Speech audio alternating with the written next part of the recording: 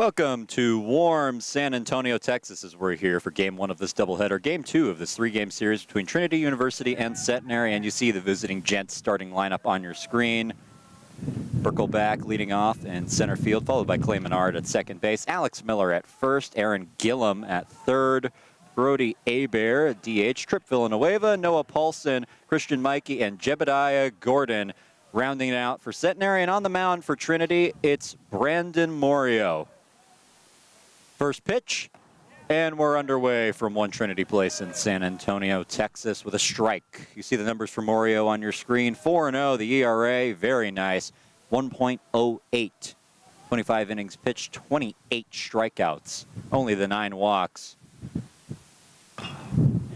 Chopper foul, quickly 0-2, and Reed, Morio has been very good for the Tigers so far this year. He has very much improved from last year's numbers, where he had a couple of really rough starts and didn't make many appearances. This year, he's a mainstay. Slider misses away, no chase from Birkelback, and it's 1-2. And I think the Gents are going to have their hands full once again with another strong Tiger pitcher. Pitch away, 2-2, and another lefty. If they weren't sick of Jace Clay, Brandon Morio going to provide a very similar style. Chopper foul again, and it's still 2-2. You mentioned the numbers last year for Brandon Morio. Not pretty, ERA over 17, but he has come back as a completely different guy, and he's earned a spot in this Trinity rotation. Big swing and a miss on a breaking ball, and the throw to first in time for out number 1. Pretty unusual play. Birkelback looked like he slipped. Yeah, just insult to injury there, unfortunately, for Birkelback. Strike out, you trip on the way to first base. Clay Menard up to the plate, takes a strike. Menard hitting second as he did yesterday. Was held hitless, but did have a sacrifice fly and worked a walk. Sort of an inside-out swing, foul ball towards the Tiger bullpen. And one of the Trinity relievers will run out and collect that baseball. Count 0-2. Pitch from Morio. Finds the zone. That's strike 3. Gets Menard looking. Back-to-back strikeouts for Brandon Morio to start this one. And Morio has just been working so fast every time he gets on the mound. He means business. He gets guys out quick. No different there. Brandon Morio, it's another Tiger starter looking to go really deep into the game. So a strikeout swinging and a strikeout looking, and now he'll face Alex Miller. Breaking ball misses low, and it's 1-0. Miller, a nice day yesterday. 2 hits, a single and a double. Well over a 300 hitter on the season. Breaking ball misses low again. So far, Morio treating Miller with some care, understandably. Miller had a single with 2 outs in the top of the first in yesterday's game. Trying to follow it up, but he might not need to. Ahead 3-0.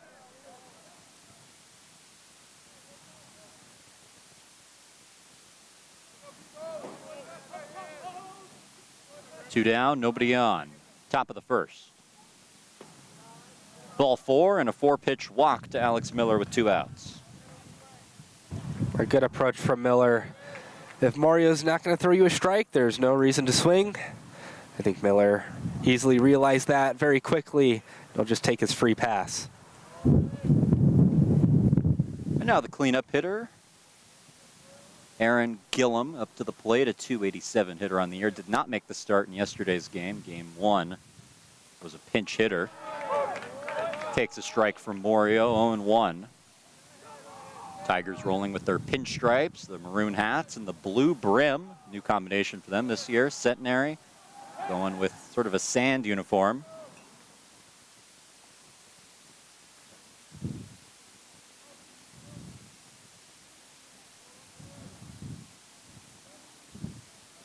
Now the 0-1.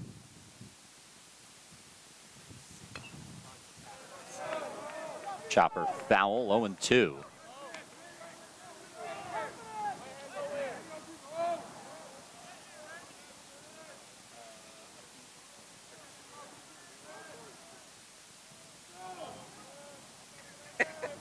Oh-2 pitch. Miller on first. Ball high, 1-2. Miller had a single in yesterday's top of the first inning, but was picked off by Jace Clay, trying to avoid a similar fate. With Brandon Morio, another lefty, the 1-2. Swing and a miss, strike 3. And Brandon Morio strikes out the side in the top of the first. We'll head to the bottom of the frame. Tigers up to bat.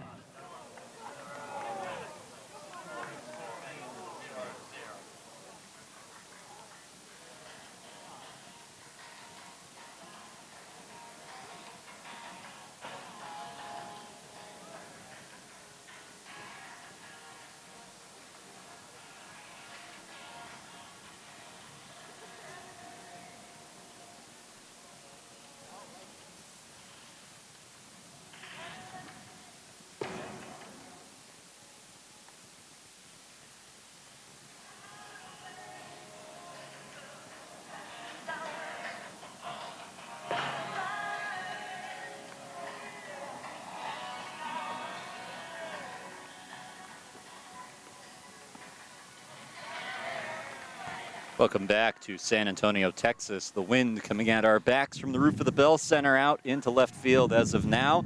And the Trinity Tigers lineup on your screen. Leading off will be center fielder Caleb Woodward, followed by Maddox McDonald.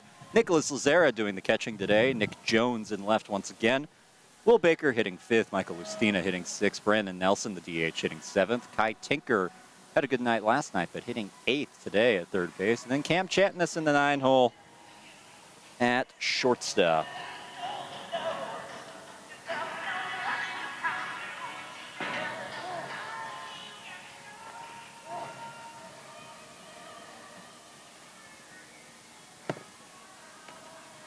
And pitching for Centenary, Roman Ardurin. First year from Lumberton, Texas. Right-handed pitcher, 6'6". Last appearance, 3 innings pitched versus Southwestern. Allowed 5 hits and 3 earned runs. Tyler Herrera, the starter yesterday for Centenary, only going an inning and change, so hoping for more length out of Ardurin. And he'll face Caleb Woodward.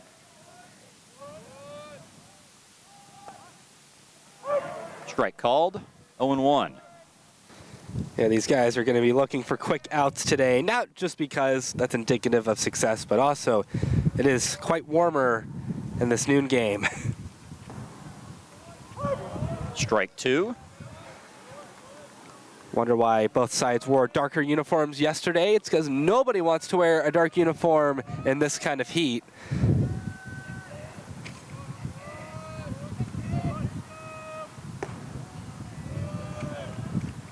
Ball outside. Count 1-2. Ardurin making his 6th start of the year, his 14th appearance. Pitch misses away, 2-2. Woodward battling back to even the count. Comes in with a 2-3 record, 29 innings pitched, the ERA at 6.5. Swinging in a foul ball. We'll do the count again at 2-2.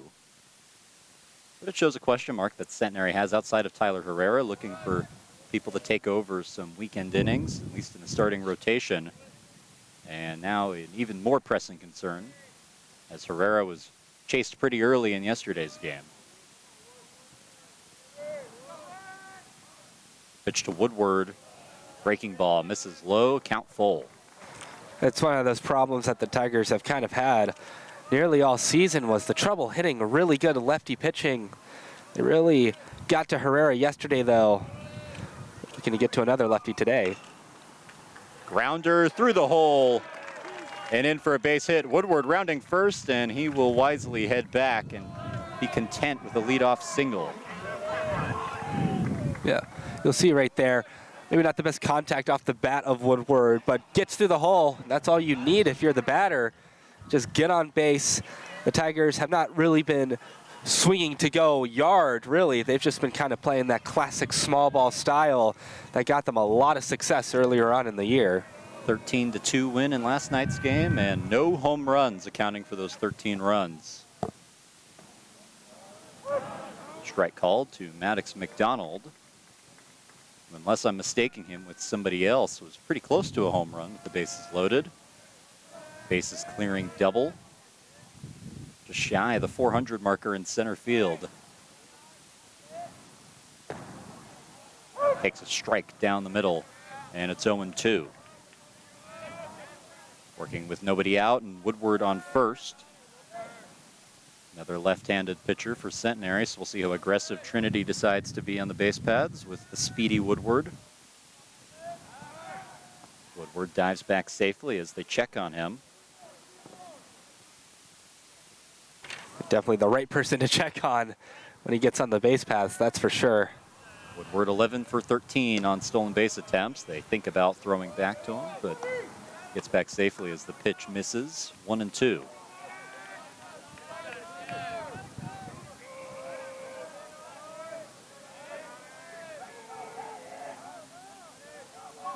Pitch to McDonald. High, they do throw back to first this time. A close play, but Woodward gets a hand in and he's safe. Yeah, they're seeing Woodward taking those big leads, and it made sense that the Diamond Gents tried the back pick there. They might try another one. Woodward's got to stay on his toes. Fouled off the end of the bat, but good contact onto the roof of the Bell Center. Hits an object, no hops.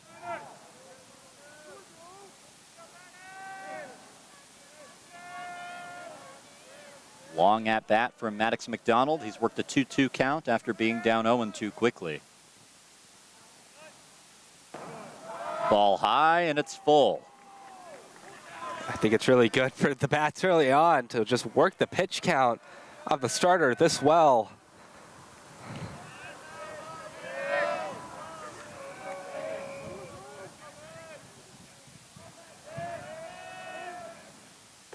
Swing and a miss. That's strike 3. And it's out number 1 of this inning.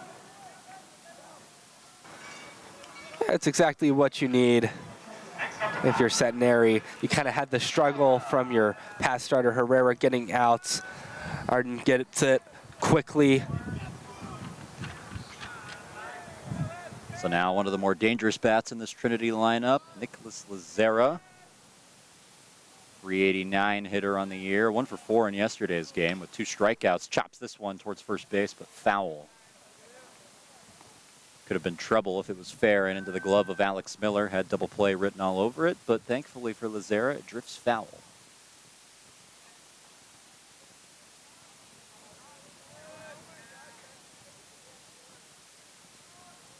Count is 0-1. So far, it's been a Woodward single and a McDonald strikeout. 1 on, 1 out. Woodward runs, and a bobble from the catcher, Mikey. Woodward gets safely to second base with no throw. Oh, the one upside if you're Centenary is that the pitch was called a strike. So that is what you want to see now that you have Lazera in that 0-2 count. Much better than a 1-1. The runner in scoring position now in Woodward, though. The 0-2 pitch. Lazera thought about it, but wisely takes the breaking ball, and it's 1-2. You can see the Gents infield maybe playing a little deeper, especially shortstop, standing on the grass. You let anything into the outfield, Woodward is very likely to score. Flags blowing straight out to left center field. The 1-2 line to short, and a bobble. That will cost them an out as Lazera is safe. But that is the shift working very well there, Cole, because if he is positioned where you'd expect a shortstop to normally be positioned, he wouldn't have even gotten there. Woodward would be scoring. It'd be a 1-0 game, but instead, just stop the play from advancing. You don't get the out, but Woodward's not on third. Nick Jones now up to the plate. That has been ruled a hit for Nick Lazera, as expected. A tough play at short. So 2 singles have the Tigers on first and second. They look Woodward back. Very much safe. Back to the bag before the throw was even made. Nick Jones up to the plate, nearly a 400 hitter on the year. The wind only increasing as we get on air, which tracks for how this year has gone so far. Strike called to Jones, 0-1. I appreciate the wind much more when it's over 90 than when it's 60 degrees, though, I will say. That is true. Makes for a more pleasant experience on the roof of the Bell Center. The 0-1 pitch lands into the strike zone, 0-2, a fastball. Tigers trying to cash in with the top of their order here in the bottom of the first. Still a 0-0 game. 1 out in this inning, 2 on. Lazera on first, Woodward on second. Ball high. As for Roman Arduran, it seems like he's had no issue getting to 0-2. It's just finishing the at-bat after that. If I'm not mistaken, he's had all 4 batters to 0-2 counts. 1-2, chopped but foul. And a barehanded play made by Joey Deering. Not one of the more impressive ones we've seen, but he got the job done.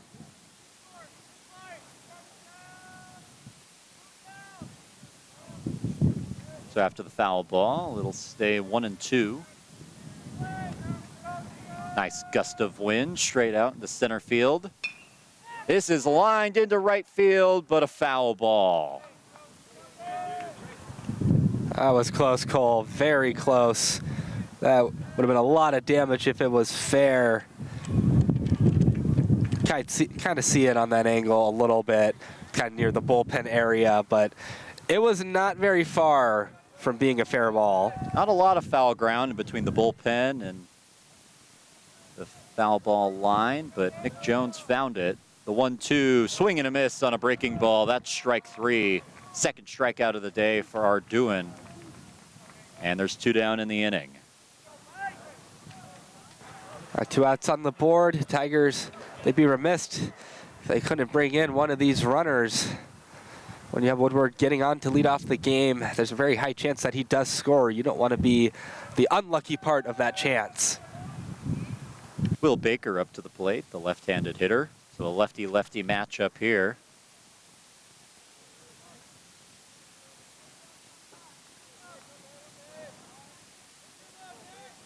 Tigers opting to go with a number of their lefties today, despite the matchup. Brandon Nelson also in the lineup, along with Will Baker. Pitch finds the strike zone. It's 1-1. It's an interesting decision. We talked about maybe that playing the matchup going down and how much it's voiced recently, but Baker has to bend back out of the way of fastball high. Count 2-1. Baker around a .370 hitter on the year. Had a couple of hits in last night's game, as did a number of other Tigers, combining for a 13-run output. Pitch misses inside, count 3-1. Mikey able to keep it in front of him and stop the runners from advancing. that'd be very impressive to get out of this inning with no damage done, considering it started with a runner on the base paths with no outs. 2 on, 2 outs. High ball 4, and that will load them. They are filled with Tigers. Great eyes from Will Baker. Right, loads the bases, gives an opportunity for the next man up to make a big play, potentially. We'll see if a great Bambino performance is put on the board. Michael Lustina up to the plate. A .240 hitter. He has hit 2 home runs this year. One of them just last weekend against Schreiner. That ball gets away, clanks off the glove of Mikey. The throw back home will not be made, and Woodward scores to make this a 1-0 game. Yeah, just through the glove of Mikey. It's that runner in. Lustina's presence at the plate, just too intimidating, really. That'll be a pass ball. All runners advancing, so now second and third with 2 down. Tigers up 1-0. Finds the inside part of the plate. Strike called, 1-1. Lustina trying to extend the lead that Trinity just got. They have 2 hits in this inning. Now they have a run. 1-1. Grounded through the hole in left. Lazaro will score. Baker being waved around. It's 3-0 Trinity. A 2 RBI single from Michael Lustina. Really, right now, early on, that is the skactacular play of the game. Lustina through the hole, 2 runs in. He's leading the team in RBIs for the game. You love to see it, Cole. The defensive wizard puts on another offensive clinic. His bat's been coming to life recently. His average was not looking too healthy early in the year, but now approaching 250. It's been hot recently, and another great hitter for the Tigers, Brandon Nelson, up to the plate as they check on Lustina, who dives back safely. Nelson, the designated hitter today. .328 hitter on the season, a slugging percentage of .623. That one gets away. Mikey will throw to second. It was offline, and Lustina is in safely with the wild pitch. Excellent heads-up play awareness by Lustina. Seeing the ball get away from Mikey. He just jumps for it. He gets it. Another runner in scoring position for the Tigers yet again. Having to face Brandon Nelson. Pitch away. Count now 2-0. Nelson has recorded a hit in 6 of his last 7 games played. And he's had multiple hits in 3 of those games. Chops this one to first. Miller makes the play, and he'll take it there himself to end the inning, but not before the Tigers take the 3-0 lead off the bat of Michael Lustina. A 2 RBI single will head to the top of the 2nd on Tiger Network.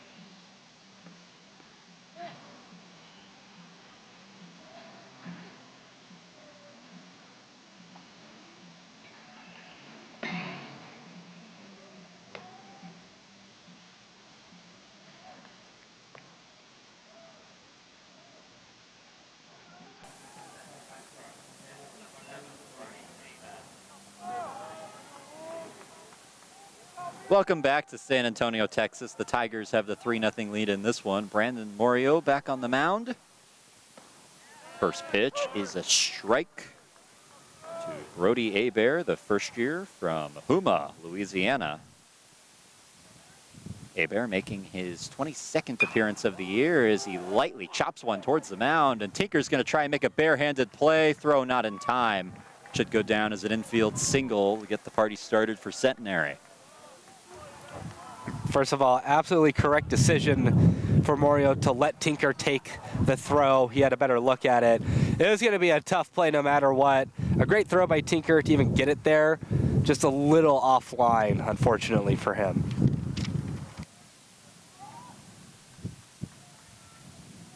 So now Brandon Morio dealing with some traffic on the base pass. The leadoff man reaching for Centenary. Fire strike 1 to Trip Villanueva. 286 hitter on the year. Made a start in yesterday's game as well.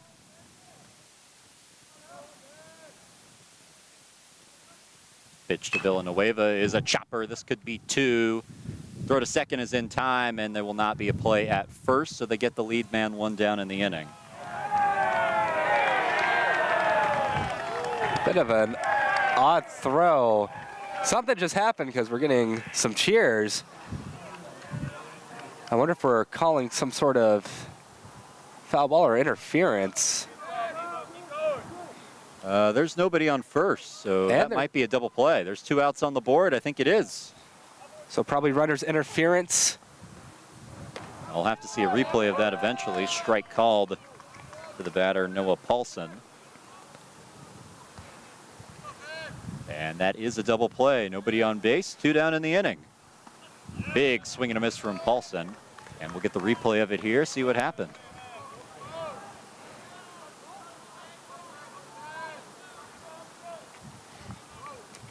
The runner makes no attempt to slide. Swing and a miss from Paulson. Throw to first in time. And a quick inning as Brandon Morio faces the minimum in this frame. Bottom of the 2nd coming up. Tigers up 3-0. No runs, 1 hit, no errors, 1 player left on base.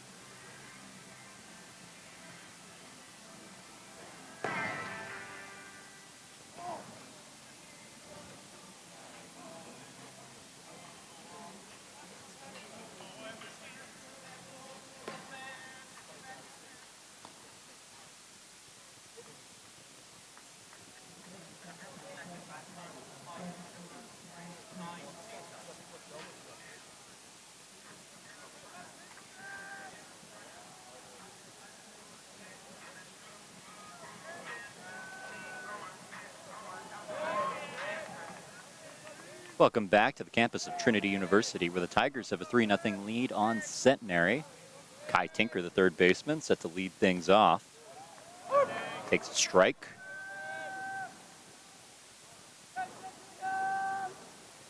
Tinker's had a good offensive season so far this year. Came into the weekend hitting .313. Pitch inside, gets away. 1-1. Improved on his numbers in yesterday's game. 2 hits for Tinker, a double and a single.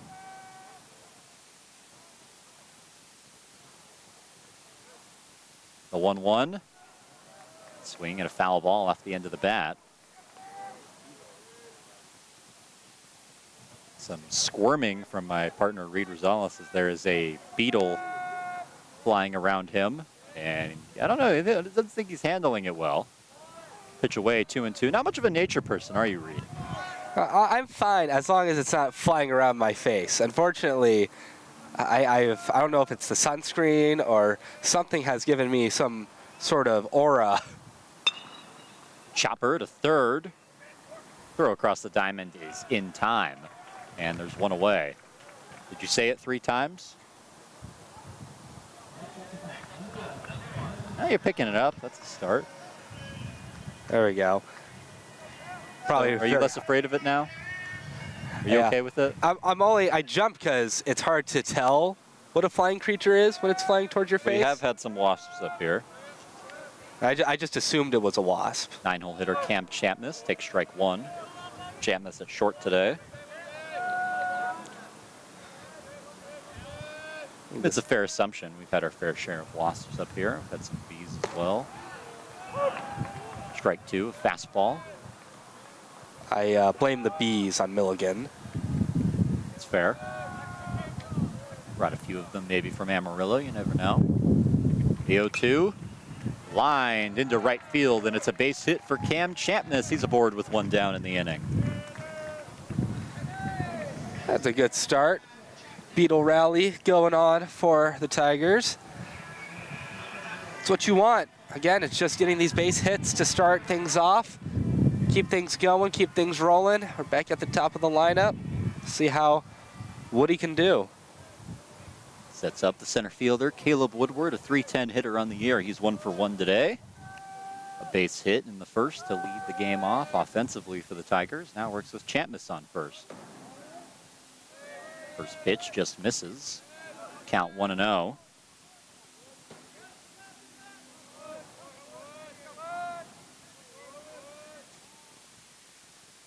Arduin surrendering 3 runs in the bottom of the first to these Tigers, trying to keep the deficit there.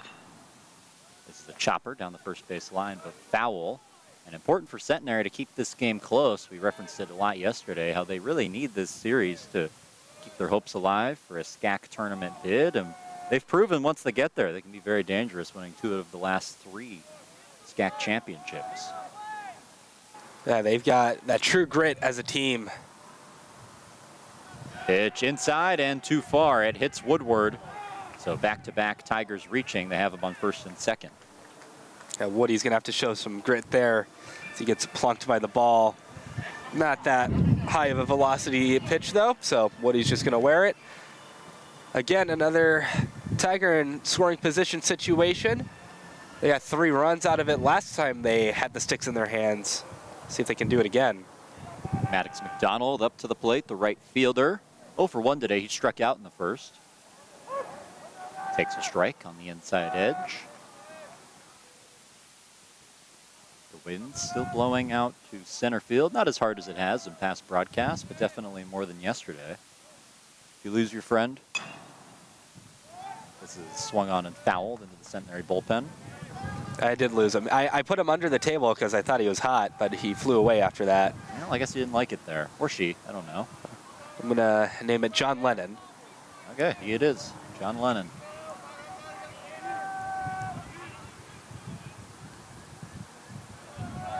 The 0-2, 1 down, 2 runners on for Trinity. Big swing and a miss, but that ball gets away. It looks like it's a foul ball. And nobody will advance.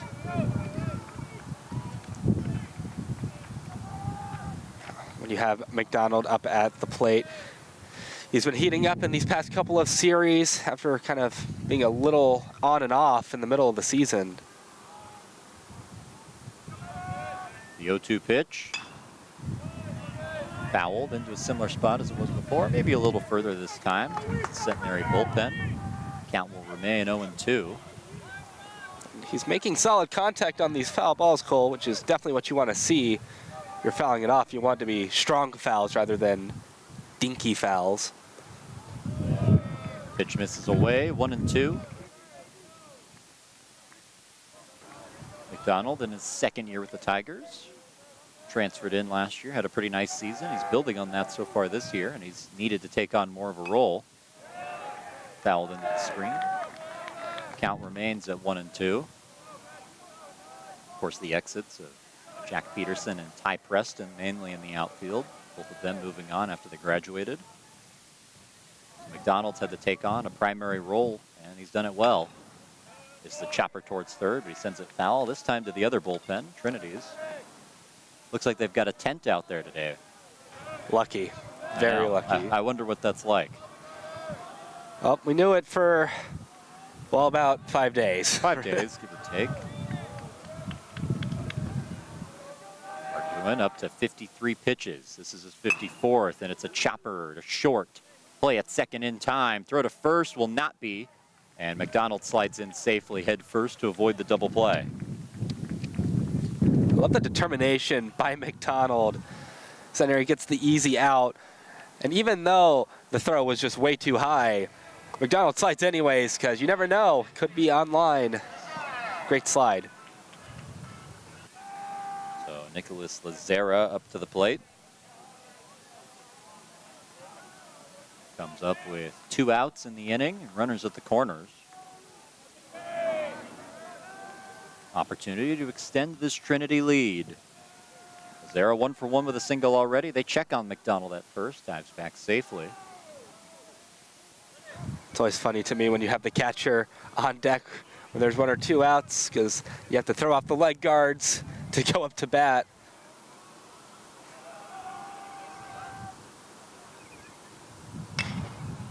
Chopper to short, and they go to short way to second, take the force there. That ends the inning. So Arguin puts up a 0. Trinity still leads this one 3-0 as we'll head to the third on Tiger Network.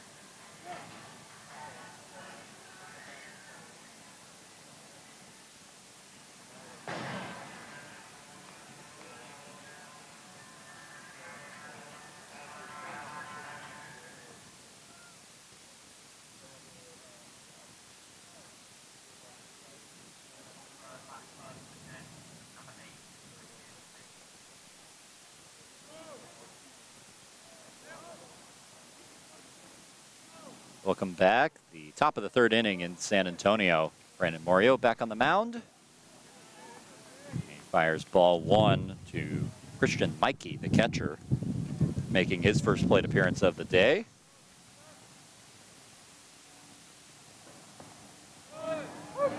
Strike called, 1-1. It'll be important for Centenary to get to another quick start in this inning. That's kind of what troubled them last game.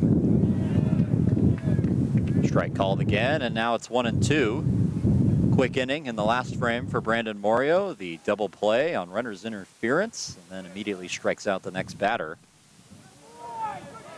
Close pitch on the 1-2 count. Just misses, and it's 2-2.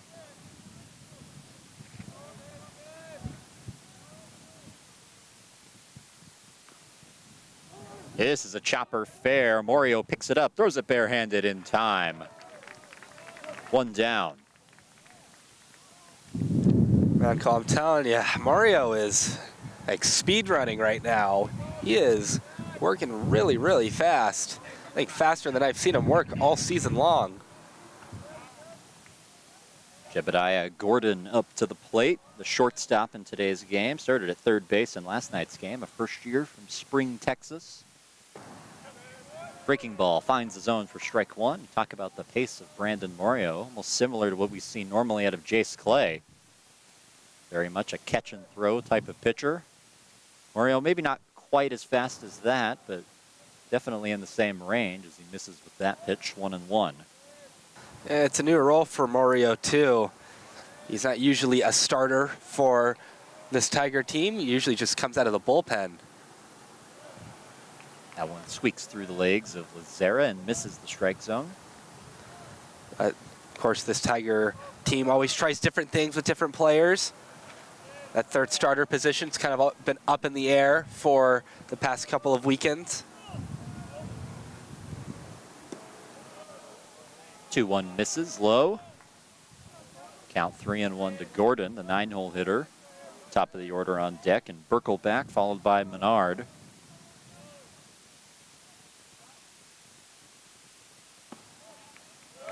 Strike two, count full. It'll be a great fight back for Morio if he can end this at bat with the strikeout.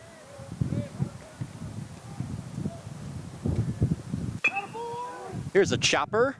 Morio's already put away one today, make it two. Back-to-back 1-3 putouts represent the 2 outs in this inning. The funny thing is that only 2 players have touched the ball with the glove right now, and that is Lazera and Morio. Top of the order for Centenary. Burkle back, takes strike one. 0 for 1 today's game. Struck out to begin the game. Finds himself in the 0-1 count. Slider misses low, 1-1. The Lazera seemed happy with the spot, gives him a nodding of approval. Yeah, Will Baker's been touching the ball too. He plays arguably the most. I was going to important say, I position. feel like Will Baker's also touched the ball with his glove. He has to catch it somehow. Strike called. Morio's been giving him some good throws, which is also a very big bonus that you get out of Morio. Let's see if we can make it 3 for 3. Gets all 3 putouts. Won't happen there. A swing and a miss. And the first strikeout of the inning for Brandon Morio. 1-2-3 once again. He's been on fire in this one. We'll head to the bottom of the third on Tiger Network. Trinity's is up 3-0.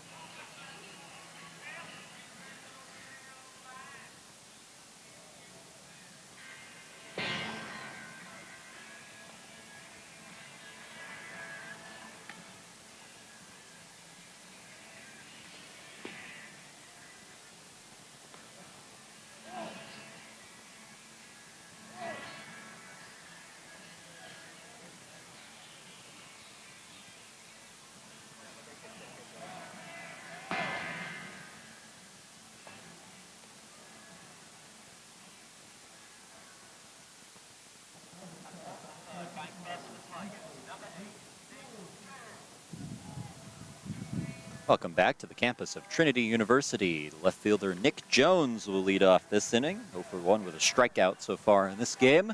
380 hitter on the season with 17 RBI.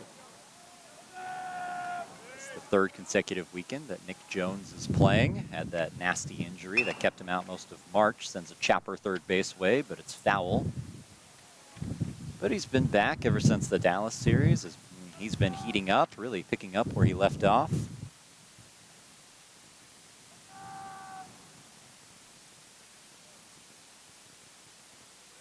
Roman Arduin and a 0-1 count. Bounces in, it's 1-1. That's a discussion that we were having in between innings. How do you pronounce Roman's name? Because we weren't given a pronunciation guide. So I'm just going based off the English that I know. It was brought to my attention that there could be some French influence in that name. Might be Arduin. Fouled off the end of the bat of Jones. Count 1-2. And I go off of what I know about the English language is that when you have two vowels next to each other, you take the second one. So I was thinking it was pronounced Arden.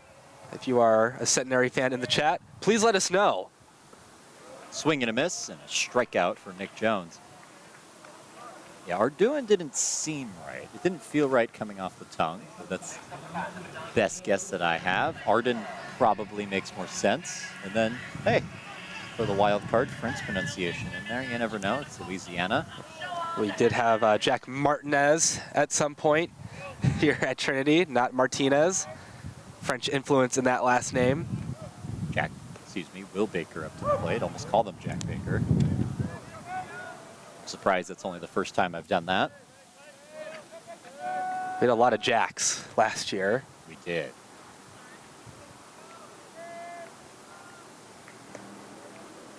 Pitch misses inside. This year it's a lot of Johns. Multiple Johns. John Ramsey, who was starting at shortstop last night, goes by the nickname of Skyball. All the other Johns apparently also have a nickname. Swing and a miss from Baker. And all the other Johns have a nickname, so nobody's called John. That's why you think you'd have John Prime. Just one guy you call John. You'd think, but nobody has the rights to that name, apparently. 1-2 to Baker. This is high. I will say in terms of Roman's last name, I don't actually check the chat, because normally I don't care. But in this particular instance, I'd love to know and have somebody else check it. This is popped up into left field. And the catch is made by Villanueva for out number 2. That's always fun when we have to go out and try and attempt a guess at a name. Because usually when, there is no pronunciation guide, and usually most of the names are easy, but sometimes when a New England team comes in, there's I remember the first game I ever called at softball, there was Hadjapanais. It was Hadjpaynias or something like that. Strike called. The batter, Michael Lustina, 1 for 1. He has 2 RBIs today. I didn't get a pronunciation guide for that. Thankfully for our team, you don't need a pronunciation guide for most of our guys. Most of them. Sends a chopper to short. Gordon makes the throw on the run in time, and it's a 1-2-3 inning. Trinity still with the 3-0 lead. We'll head to the 4th on Tiger Network.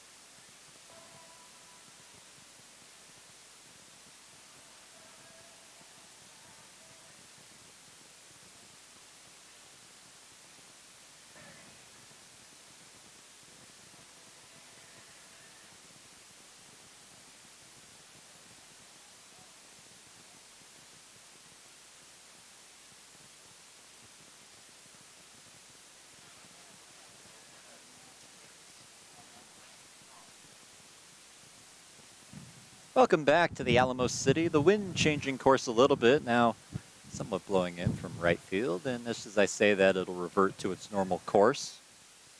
Either way, it's blowing, and we're in the top of the fourth in a 3-0 game. Clay Menard will lead things off for Centenary, the second baseman. Takes strike one. Menard 0 for 1, one of the strikeout victims of Brandon Morio. And he bloops one into center field. It falls for a leadoff knock. We'll see if a change in strategy has occurred after going through the order once. There, hits that low pitch for that bloop single. Sometimes that's all you need to get a little rally started. It sets up the heart of the Centenary order. Alex Miller, the number 3 hitter, the first baseman, coming up to the plate. Walked in his only plate appearance today. But we know how dangerous he can be.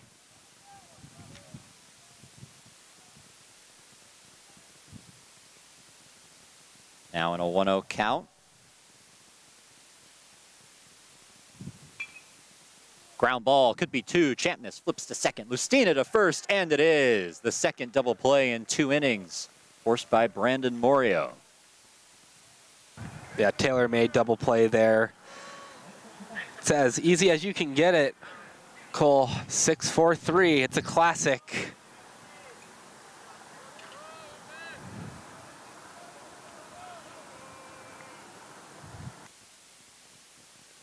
Pitch from Morio misses high. Batter is Aaron Gillum. You know, I was prepping when I noticed Aaron Gillum's name. It's not spelled with 2 A's. So it's not Aaron. Tapped foul off the end of the bat. Count 0-2. I've always wondered, like linguistically, how the difference arose between Aaron, that and Lloyd. Lloyd. Swing and a miss. Now it's 0-2, I beg your pardon. I guess if his name's ever on Wheel of Fortune, you get double the impact for buying the vowel. There you go.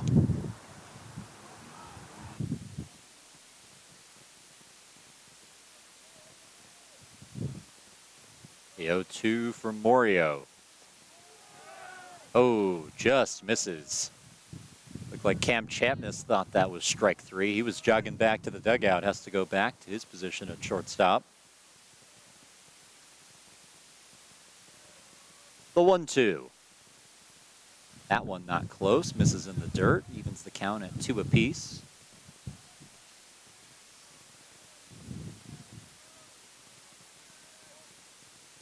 Deuces are wild, 2-2 count, 2 outs. This is in on the hands and foul into the screen. Morio, the pitch count pretty healthy so far. It was 39 pitches coming into this inning, and can't imagine it's gone that much higher after the double play, especially. 2-2, excuse me, the 3-2, and it's ball 4. Gillum will head to first. It's a 2-out walk. And maybe a misstrued count there. I thought it was 2-2 as well. Just going to keep up with the umpire. I think we're having pinch hitter. Pinch hitter will be 27, Evan Whitehead. The first year, making his 6th appearance of the season, a 182 hitter. 5 appearances prior to this one. He has 2 hits on the year, and they all came in the same game against Shriner, so we'll see if he can build on that. Morio will step off. Working with the runner on first, trying to at very least bring the tying run to the plate. Throw to first, somewhat half-hearted. Gillum able to step back safely. It's weird seeing Jace Clay throw a pickoff attempt and then seeing other pitchers do it. It just doesn't look the same after that. Once you've seen it, it's just there's no going back. Throw to first again to no avail. Yeah, we don't keep track of successful pickoff attempts at this level, but if we did, I'm fairly confident Jace Clay would be leading the nation in successful pickoffs. Slider finds the inside part of the plate, 0-1.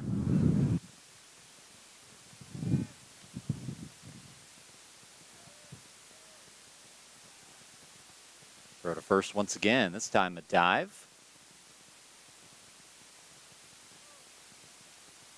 Very worried about Gillum so far. Has 6 stolen bases on the year. This pitch in the dirt brings the count to 1-1. Talked about the aggressiveness of Centenary in yesterday's broadcast. 57 stolen bases coming into the weekend. That was second in the conference. Throw to first again. That's the 4th time in this at-bat. We do not have disengagement rules at this level of college baseball, or at any level of college baseball, from what I know. Breaking ball, misses in the dirt.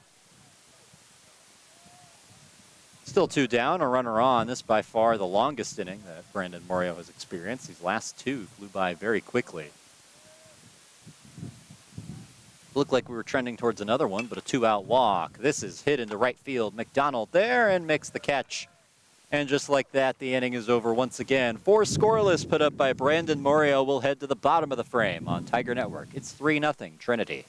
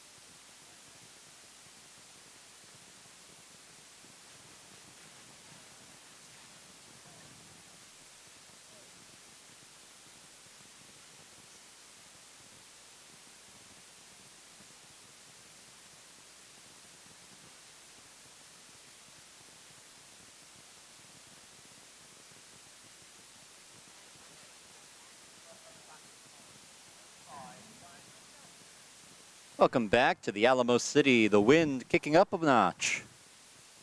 It's the most gusts that we've seen so far in this series. We were blessed with almost a windless night yesterday, and not the case today. Brandon Nelson will lead off the inning. Ground out to first in his only plate appearance. Pitch from Arduran. Taken for a strike. No confirmation in the chat for how that name is pronounced. I don't know if Arduin is right or wrong, but I'm sticking with it because it's what I went with. Pitch outside, 1-1. Slider missing away to Nelson.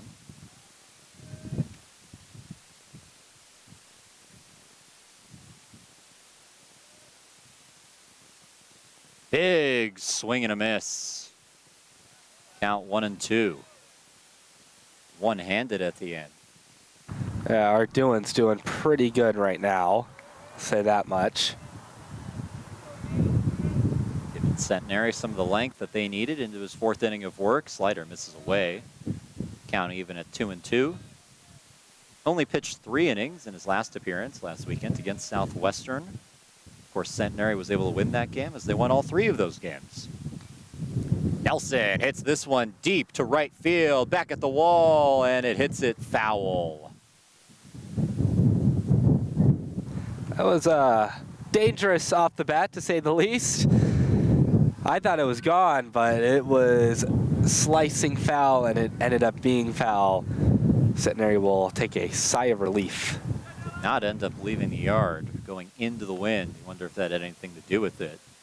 Pitch just misses inside. Close call, but 3-2. You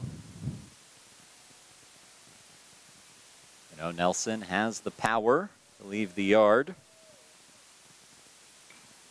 Instead, he sends a chopper to second. Menard, a bobble, but a throw in time anyways. And there's one down. Thankfully for Menard, that bobble, he was already close enough to first base to be able to bobble the ball, so get the throw in time. I'm sure it's just something he'll be like, all right, we'll do that again next time. Just got myself lucky that. Kai Tinker up to the plate, over a 300 hitter on the year, 321 now as he's improved his average pretty steadily throughout this series. 0 for 1 today. Ground out to his counterpart at third base, Gillum. Ahead, 1-0.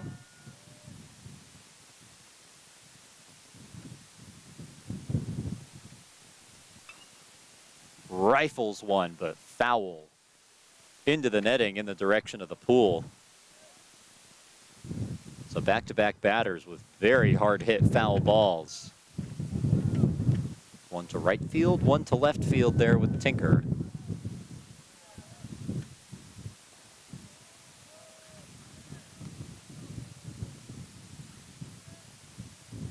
Pitch away. Count 2-1.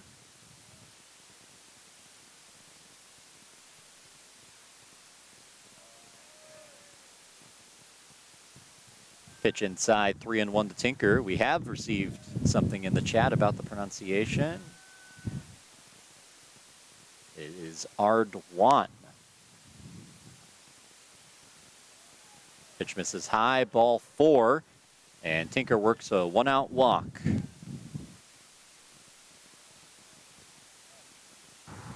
A lot of critters joining us up on the roof this time. Monarch butterfly. Yeah. I don't know if that was a monarch, actually. I think it had a different pattern underneath the wing. Well, they do fly through here from time to time. They do. We're in the migration path. Not actually sure when that migration happens or not. The 9-hole hitter coming up to the plate, Cam Champness. 1 for 1 with a base hit today. Pitch from Ardwan misses away. We appreciate the answer in the chat. That was one we were looking at. You know, we weren't given a pronunciation guide. We didn't have any idea. The starting pitcher is a pretty important name to get right. Not that they all aren't. Throw to first, not in time to get Tinker.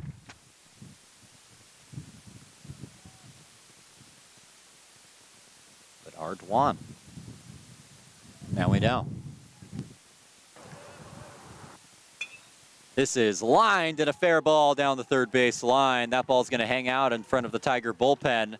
It will prevent Tinker from scoring as he gets into third. Champness races around to second, and he's got a 1-out double.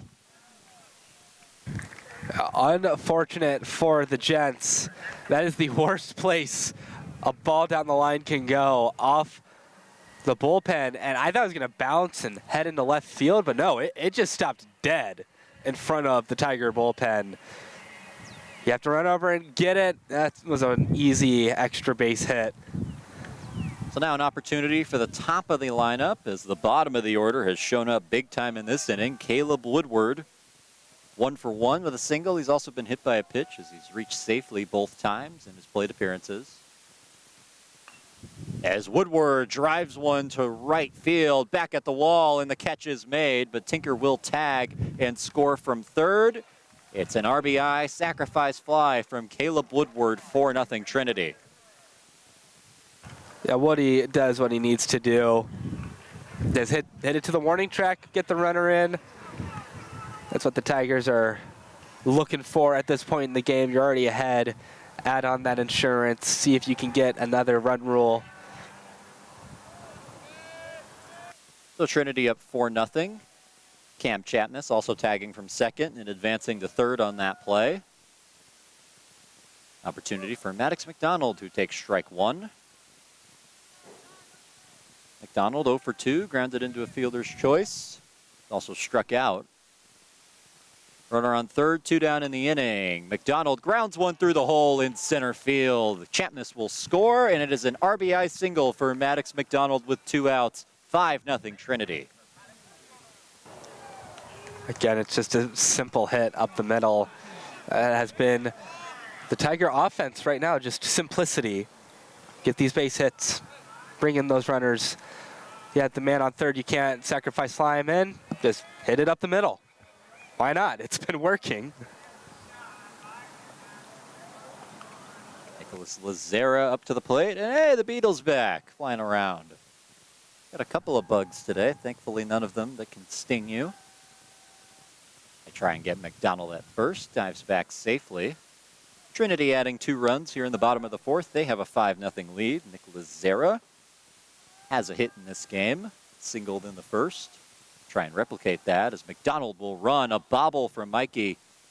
And no throw once again. That's the second time that's happened for the Centenary catcher. Pitch was called a strike. Count is 0-1. A bit of deja vu there for Mikey, unfortunately. Not the good kind.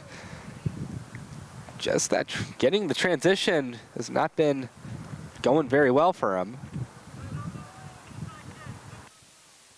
The 0-1. Misses high, and the count is even at 1 apiece. Runner now in scoring position in McDonald due to the stolen base. Centenary normally very aggressive, but 2 left-handed pitchers for the Tigers. Not a lot of runners on base. They just haven't had the opportunities. It's Trinity who's been stealing some bases recently. Lazera thought about swinging. Looks like he held up. And that runner thrown out by Jace Clay happened really early on in that game too, which probably set the tone for the base running for the rest of that game for the Gents.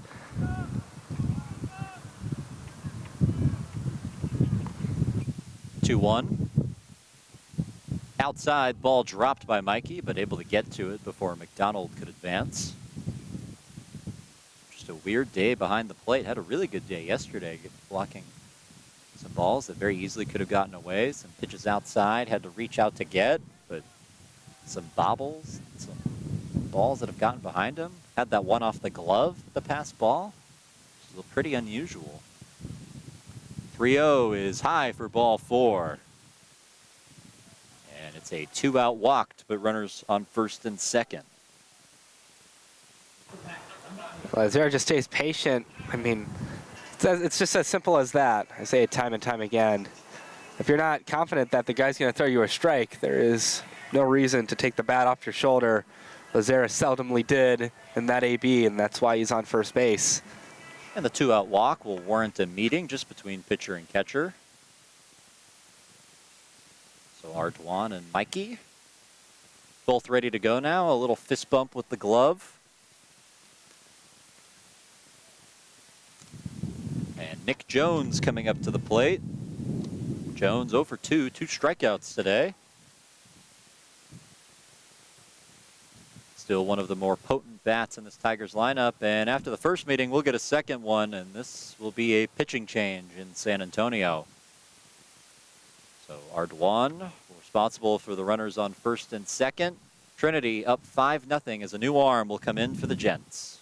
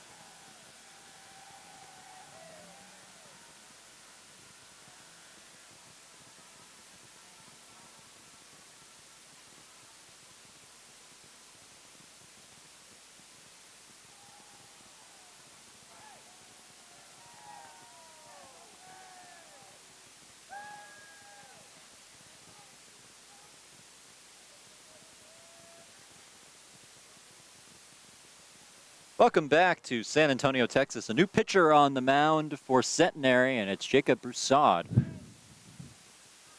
1-4 this season with a 6.82 ERA. 19 strikeouts, 13 walks. Comes in with 2 down in the 4th. Runners on 1st and 2nd. First pitch, a strike. Nick Jones at the plate, the cleanup hitter for the Tigers. Playing in left field.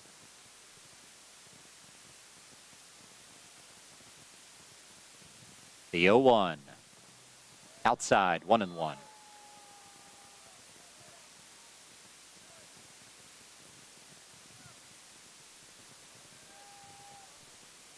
It's an interesting decision with the matchup, opting for the righty. Pulling the lefty, who struck out Nick Jones twice already. The 1-1. Pitch is high, 2-1.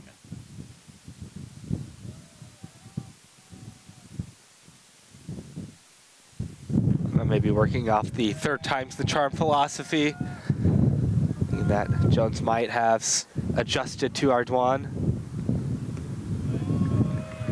Ball high, 3-1. Broussard's going to have to throw strikes first. We'll see if he can do it.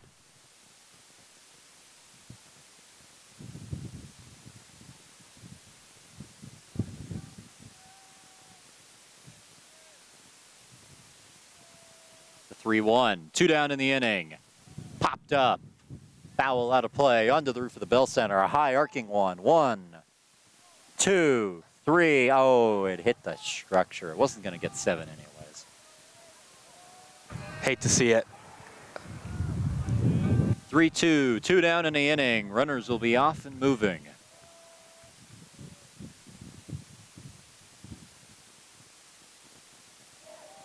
Strike 3 called on the inside edge. And Jacob Broussard comes in and does the job. Strikes out Nick Jones and leaves the runner stranded. But the Tigers tack on 2 in the bottom of the 4th. It's 5-0 Trinity as we head to the 5th.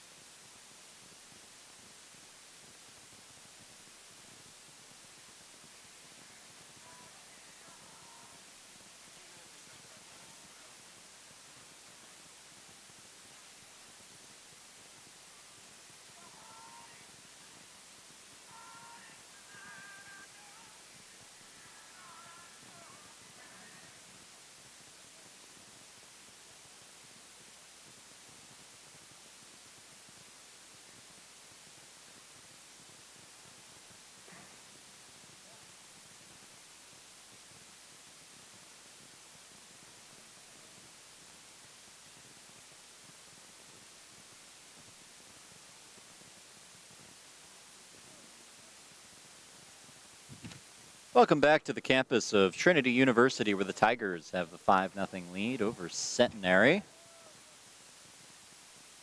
Trip Villanueva will lead things off, and he sprays one into right field. Running is McDonald, and he makes the catch. Nice play out and right by McDonald, and it's a quick first out in the 5th. Yeah, 1 pitch, 1 out for Morio.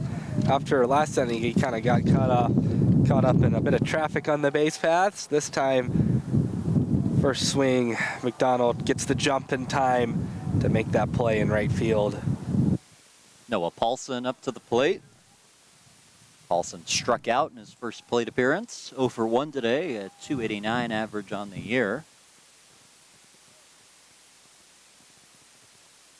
Waves at that, he went around, and it's 1-1.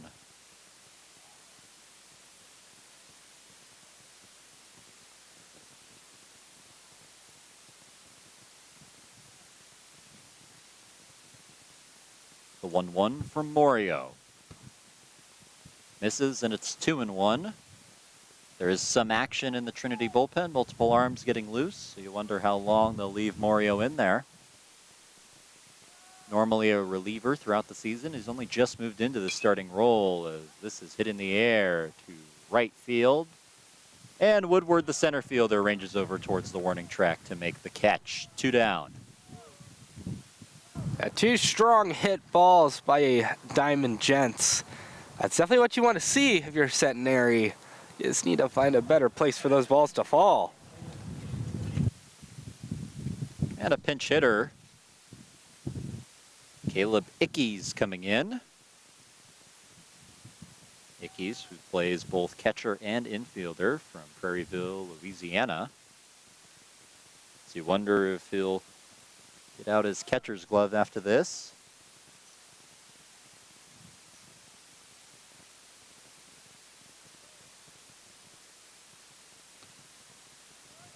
Strike called outside part of the plate.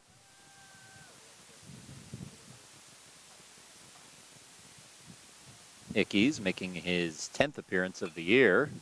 Sends a chopper towards third, but well foul. .333 hitter on the year. He has not played since March 29th versus Ozarks, but getting into the game now. The 0-2, swing and a miss, that's strike 3. Add another strikeout for Brandon Morio as he works a quick 5th. We're halfway through this one on Trinity University's campus. Heading to the bottom of the frame, the Tigers will be up to bat on Tiger Network when we come back.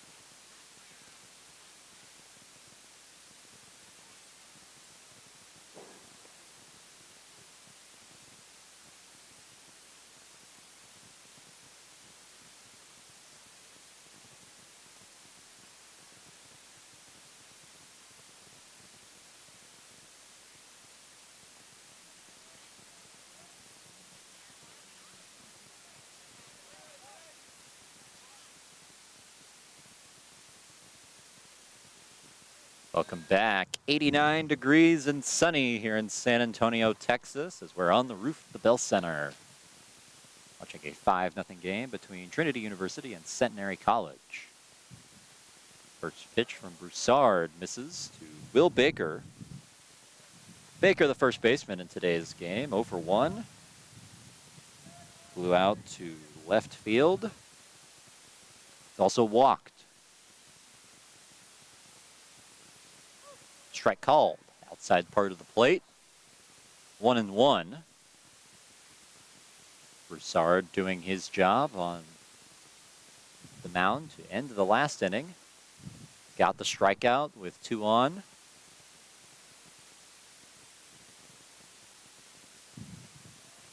Pitch inside, 2-1.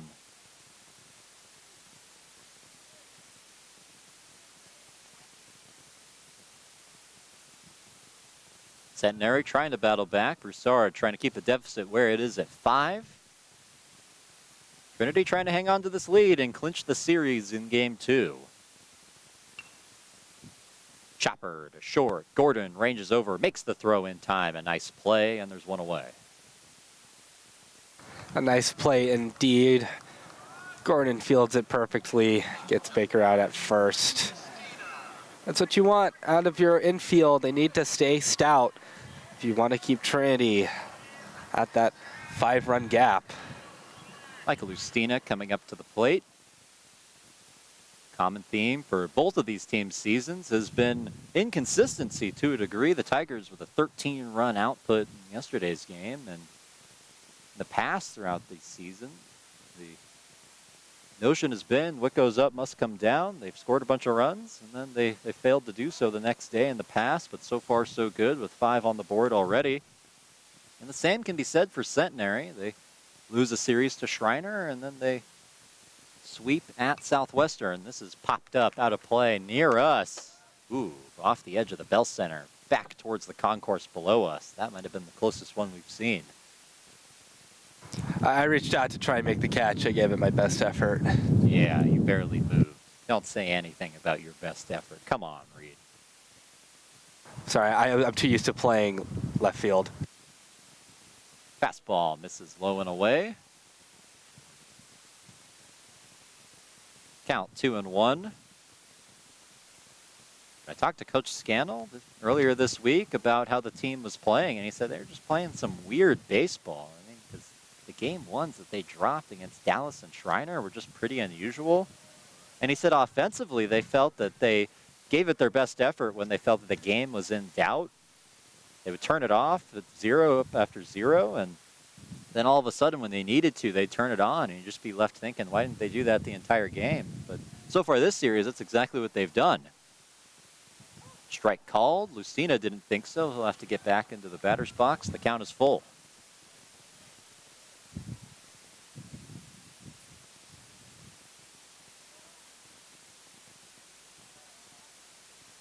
So the 3-2 pitch.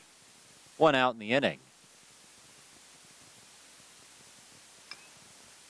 Chopper, foul. We'll do it again. A weird baseball. I like the unis for Centenary today. Maybe they'll challenge them to banana ball later on. Talk about weird baseball. Yeah, that's some weird baseball. 3-2. Swing and a miss, but it gets away. Lustina has to run it out. Throw to first. In time. Miller kept his foot on the bag, and there's one away.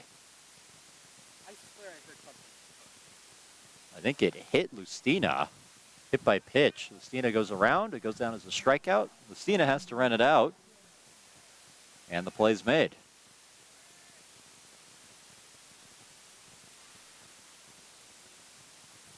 So 2 down in the inning. Brandon Nelson comes up to the plate.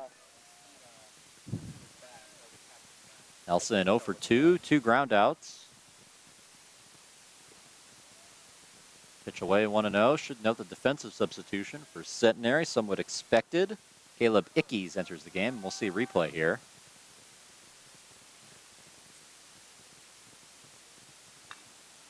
Nelson hits this one high in the left field. Will there be enough room? Over his head, and it's a fair ball. Nelson charging in for second, stays there. A weird hit baseball. Throw gets away a little bit, but backed up by Broussard. It'll keep Nelson at second. Just a misread by Villanueva.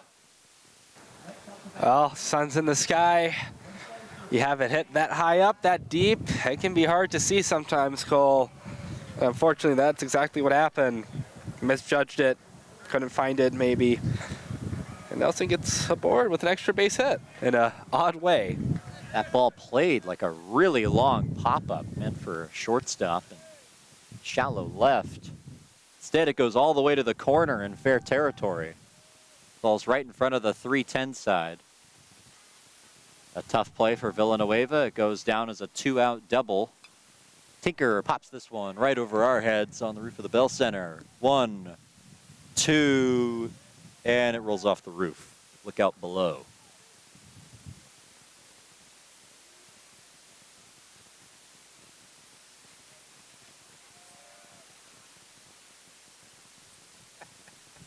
Tinker 0 for 1. He has worked a walk as well. Works with the runner on second. Thought about swinging, chose not to, takes a strike, 0-2.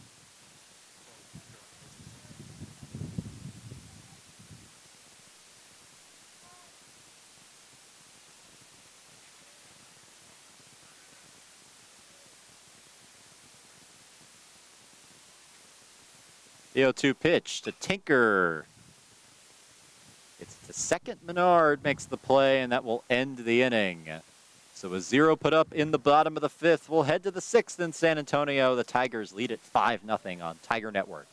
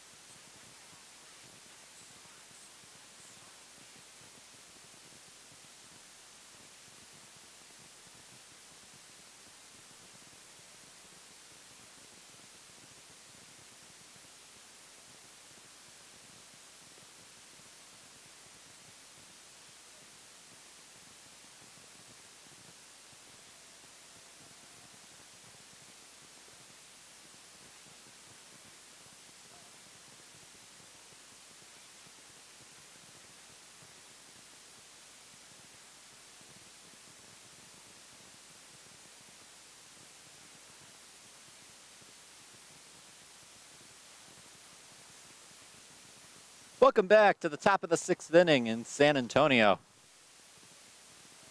Brandon Morio back on the mound, and he'll face the 9-hole hitter, Jebediah Gordon. Gordon 0 for 1 with a .313 average on the season still. His one plate appearance resulted in a ground out to Brandon Morio, fielding his position well. Morio only at 62 pitches on the day. His 63rd finds the zone for strike 1. 63 pitches, 41 of them strikes. Great day for Brandon Morio on the mound. Breaking ball finds the zone, 0-2. We've referenced this in the past when Morio's been on the mound, but why not again? He is a twin. His twin, James Morio, also on the team, dealing with some injuries right now. His hit off the end of the bat to first base, and Will Baker takes the trip himself for out number 1. Twins are very difficult to distinguish, Cole. I've known several identical twins in my lifetime, and I don't think I've ever been able to tell any of them apart unless they like color their hair or change their hairstyles in a significant way. And from what I've seen of the Morios, they're not really doing that too much.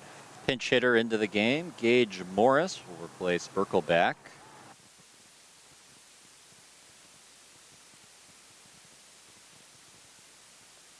But you're right, identical twins, James and Brandon Morio. 2 years into this with them, and I cannot tell them apart still. Strike called, 0-1 to Morris. So in the past, they had worn different hats to distinguish them. Brandon this year was opting for the blue hat. James would go with the maroon hat. Strike called, 0-2. But I've heard since then that James has taken a liking to the blue hat as well. So that ruined that for me. 0-2 pitch gets away, makes it 1-2. The good thing, though, is that with twins, identical twins especially, they completely understand when people cannot tell them apart, usually. At least that's what I found. The 1-2 from Morio finds the zone. That's strike 3. Chalk up another strikeout for Brandon Morio. 2 away in the inning. He levels up again. It's another boss battle with that batter, Morris. It's been a really good day for Morio. Been throwing fireballs. Has the banana splitter. Menard thinks about bunting, but pulls it back. Count 1-0. I count 7 strikeouts for Brendan Morio so far today. Only the 2 walks allowed as well. Finds the zone with that pitch. Count 1-1. Morio's really taken a hold of that 3rd spot in the rotation. Done quite well for himself. Came in as a relief pitcher in the 3rd game against Schreiner. This is looped foul out of play. Count 1-2. Pitched 2.2 innings, allowed some runs. Before that, he was a starter against the University of Dallas and did quite well. Now finds himself starting in the rotation this weekend. And a swing and a miss to end the inning. 2 strikeouts in the frame, 8 in total on the day. And you wonder if we'll see him out for the 7th or not. Either way, a dazzling performance from Brandon Morio will send us to the bottom of the 6th on Tiger Network.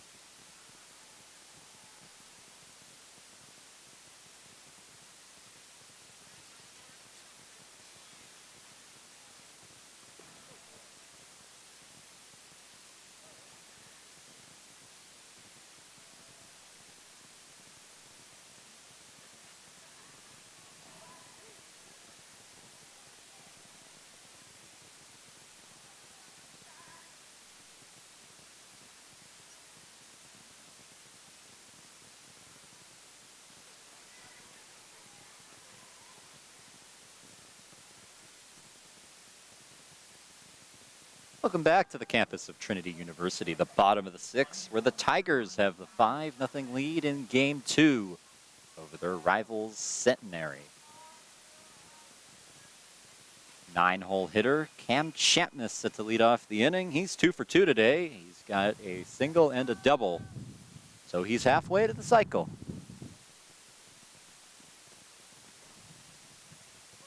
Strike called, 0-1. Well, I think that's the one of 2 things I haven't seen on this field. A perfect game and a cycle. I don't know if you want to get technical. You haven't seen a 21 strikeout performance. Fouled off the end of the bat, 0-2. That is true, but I don't know if any of us will see a 21 strikeout performance here. I think it would be unlikely. Because that was crazy.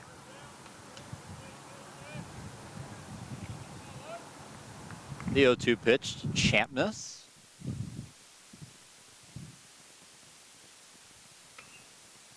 Hit in the air to left field, but hooking foul the back of the wall of the Trinity bullpen. Champness, he's getting me excited. You know, I'll put some more barrel on that ball. You know, straighten it out down the left field line. Could be gone. Get step 3. The 0-2 pitch again. Swing and a miss, and that will not contribute towards his cycle bid. First time Champness has not reached safely, and there's 1 away in the 6th.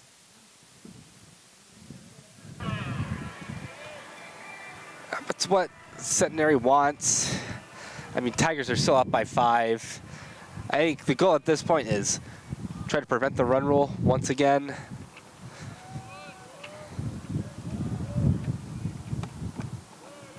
Pitch misses low to the batter. Caleb Woodward coming up for the 4th time today. His at-bats in order, a single, a hit by pitch, and a sacrifice fly RBI as the Beetle is back for a second. And now he's back again, doing the rounds, I guess. Strike called to Woodward. Trying to get it to land on your hand. Yeah, it always flies around me. It never flies around you. It's always focused on me. Take that as a compliment. 1 down in the inning, nobody on. Pitch high. I'll take that. I've always been kind of mosquito repellent in myself, so never been bitten by a mosquito. Never. Never. Seriously. Yeah. There's no way that's true. Check swing foul into the screen. As far as I know, As far as you know, there's no way you haven't been bitten by a mosquito. I was bitten by at least 7 2 days ago. I refuse to believe that you've never been bitten by a mosquito. my blood's just not that tasty. I guess. 2-1 pitch. Down the third base line. It's a fair ball. Woodward charging in for second. The throw there will not be in time. Sliding in safely with a 1-out double is Caleb Woodward. Again, finding that perfect spot down the line. Another extra base hit. Tigers have 1 out on the board, but they've worked well with any amount of outs on the board. We'll see if they keep working well with this. Maddox McDonald up with a runner on second, 1 down. A base hit the last time he was up.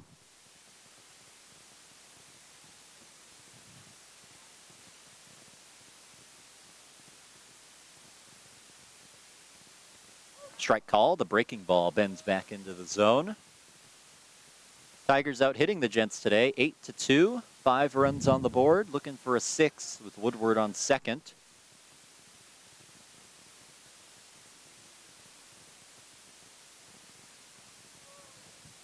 Ball high, 1-1. You know, you should come out to practice more. You'll get bitten by plenty of mosquitoes if you do that. That's why I avoid it usually. 1-1 count, 1 out, and 1 runner on. Pitch to McDonald is fouled off the end of the bat, onto the roof. 1, 2, 3, 4. Oh, just hit the wall. That one had a chance. It did have a chance. It's like the 3rd foul ball that McDonald has hit like that up here on the roof. Down 1-2, the pitcher Broussard. Swing and a miss, ball in the dirt. Woodward will advance to third. The throw to first is in time to get McDonald after the strikeout. And there's 2 outs on the board in the 6th.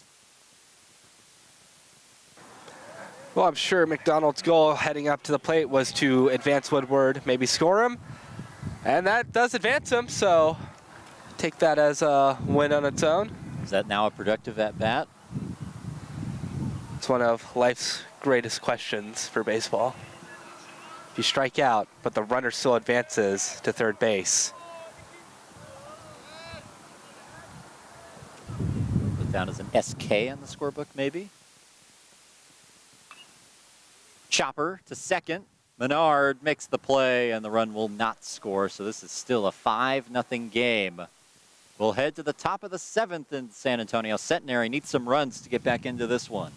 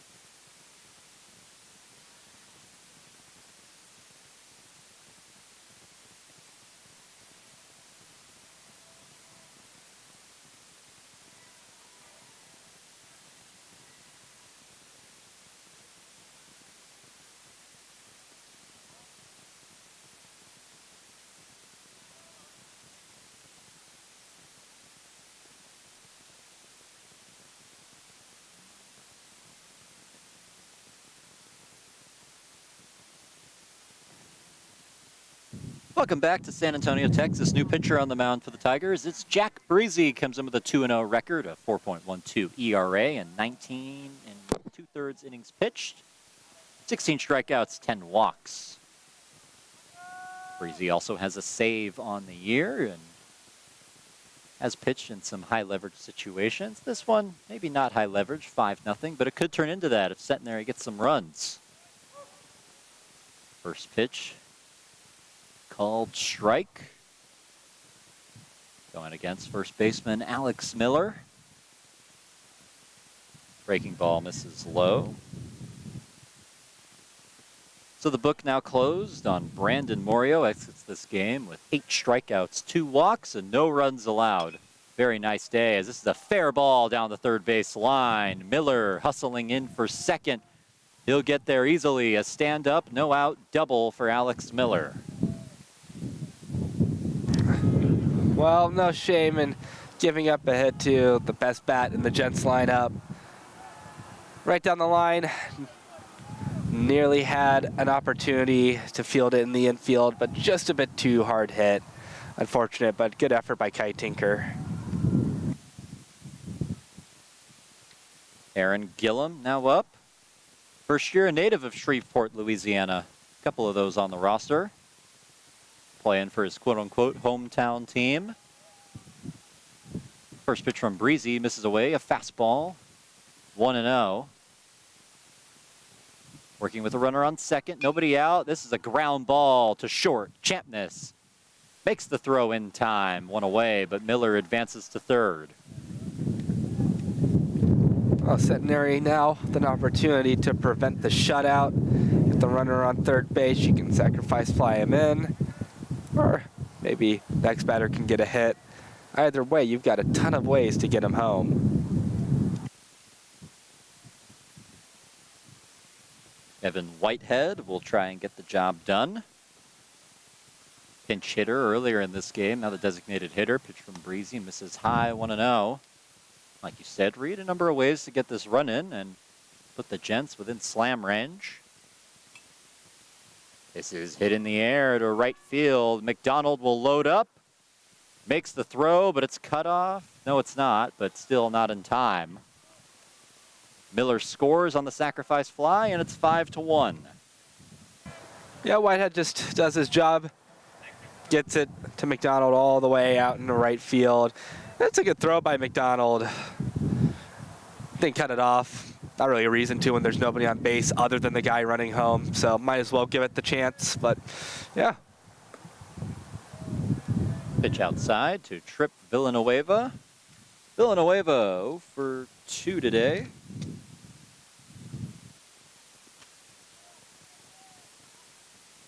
Pitch misses, 2-0. Villanueva flew out to right his last time up. He's also grounded into a double play that was called on runner's interference. Big swing and a miss on the 2-0 pitch, and it's 2-1. So Breezy has already surrendered a run in this one. 2 outs on the board. Big swing and a miss again. Outside pitch evens the count at 2-2.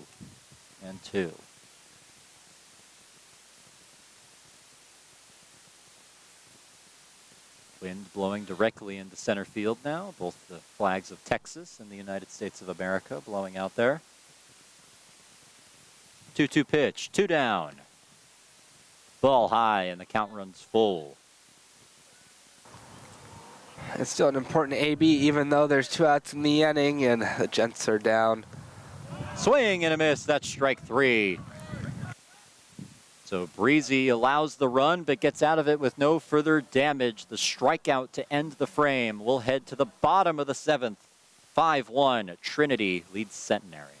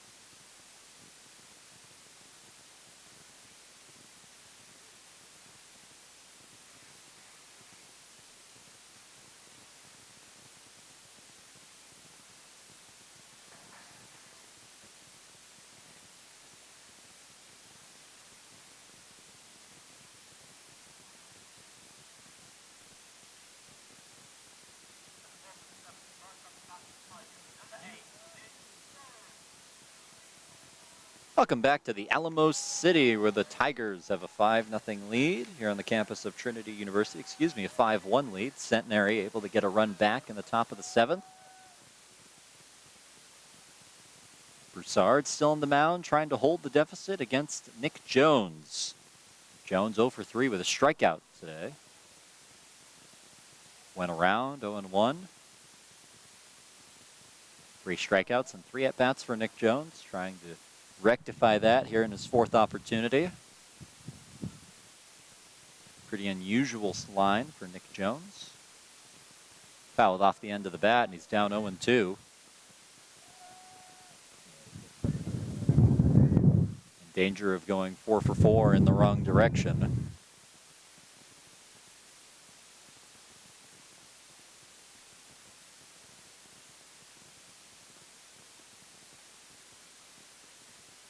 Swing and a miss. And the 4th strikeout of the game for Nick Jones. 1 down. Jones has just had a rough go of it this game. As a head back to the dugout, this time with the sombrero on his head, unfortunately. Sure, I'll try to rectify that in game 3. Will Baker up to the plate. First baseman, the first year. Takes a strike. Baker 0 for 2 today, a ground out, a fly out, and a walk in his first plate appearance.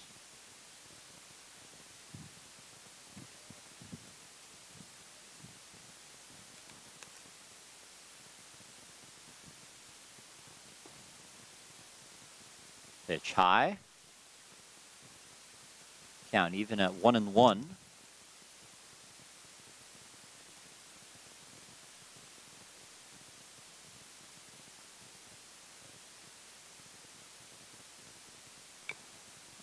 Chopper, foul, near the feet of Baker. Brings the count to 1-2. So far, Broussard's done a good job of keeping the Tigers off the board, keeping the deficit where it is, and giving the Gents a chance. I'm sure everybody in that Centenary dugout relieved to see that Brandon Morio's day was done. They immediately get a run off the Trinity bullpen. Slider misses away, 2-2. Similar to what Zach Baker for the Gents did yesterday, just come in and shut down the Tigers for a couple innings. We'll see how long Broussard can really hold them down for.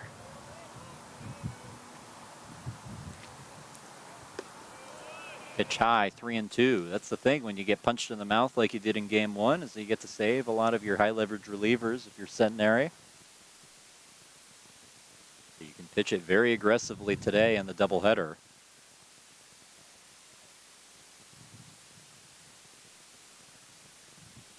3-2. Chopped foul towards the Centenary dugout. And we'll do it again. The countdown count. 3 balls, 2 strikes, 1 out. Yeah, and it was, for the Gents coming into this second game, it was going to be quite difficult to have as unfortunate of a start than they had in game 1, where they saw their ace get taken out after not even 2 innings. Slider misses high. Baker flips the bat, and he'll head to first. It's a 1-out walk. Another walk for Will Baker. I believe it's his 2nd of the day. Now that we're playing 9 innings, I don't know, Cole. Maybe we're in pedestrian watch. He's got a ways to go, but we'll see. Has to come all the way around to him again. We'll start with Michael Lustina. 2 RBI day for Lustina, the base hit in the first. Working with Baker on first, 1 down in the inning. Takes a strike on the outside edge. Tilts his head, and some confusion maybe, but looked like a fine call.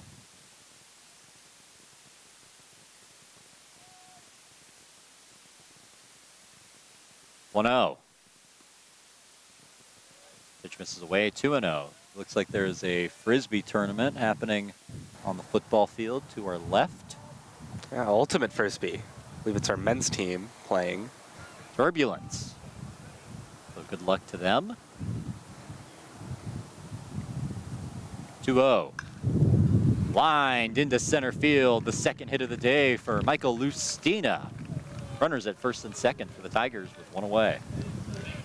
It's a solid base knock. It took a weirdly high bounce out in center field. I thought for a moment it might bounce over the center fielder's head and do some more damage, but good on-the-spot thinking out there to not let it roll to the wall. Brandon Nelson comes up to the plate. A double the last time he was up, and a pretty weird one. Unfortunate play out in left for Trip Villanueva.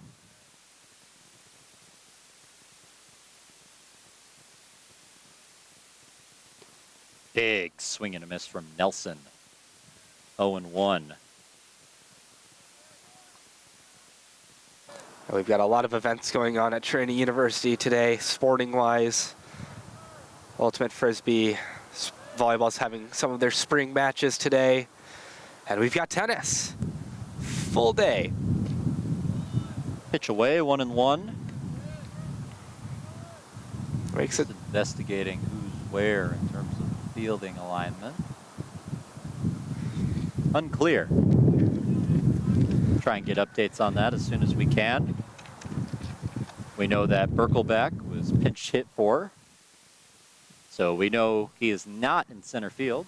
Trying to see who's where. Looks like Noah Paulson has taken over in center field. Fouled out of play, 1-2. Paulson was in right to start this game.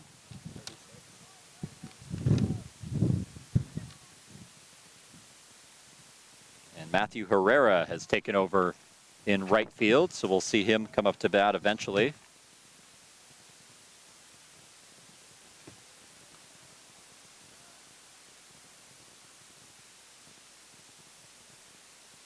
Pitch to Nelson. High, 2-2.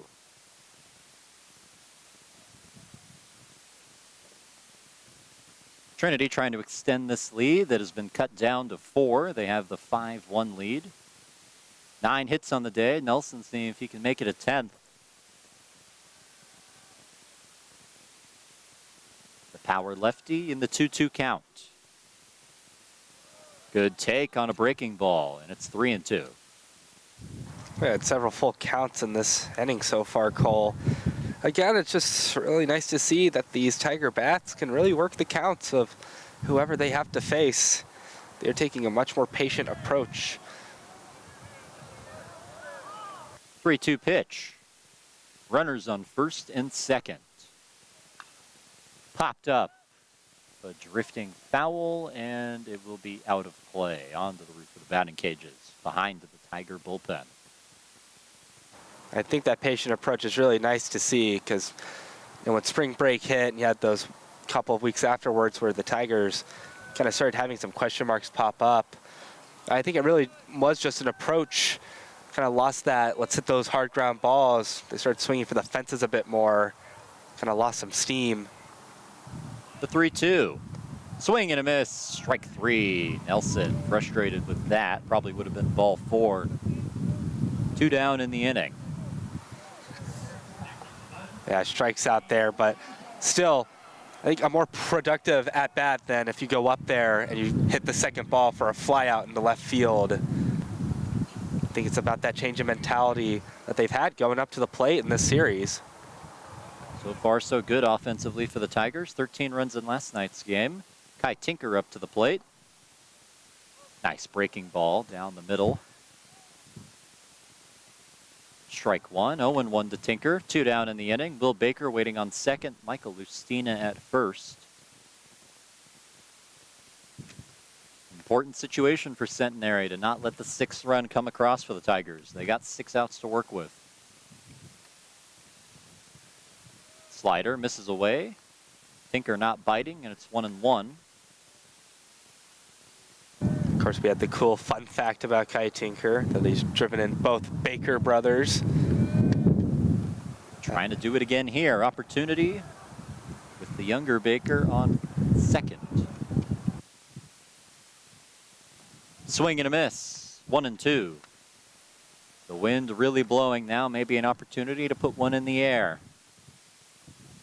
Flags directly out into center field, maybe a little bit to the left now. That's consistently been where the wind has driven the ball today. 1-2, 2 down. Hit in the air, but that's not going to be far enough. Back towards the warning track is Villanueva, steps in and makes the catch that ends the inning. Another 0 put up by Centenary in their pitching. This is a 4-run game as we head to the 8th on Tiger Network.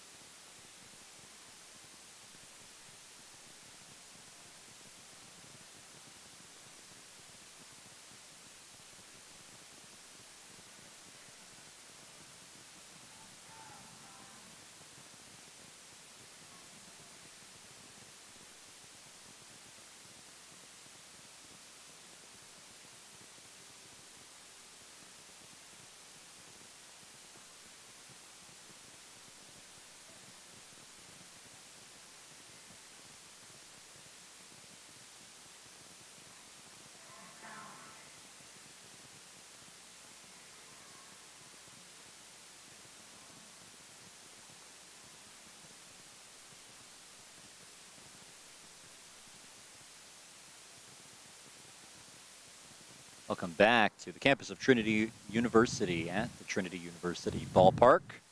Jack Breezy still on the mound for the Tigers, trying to close this one out.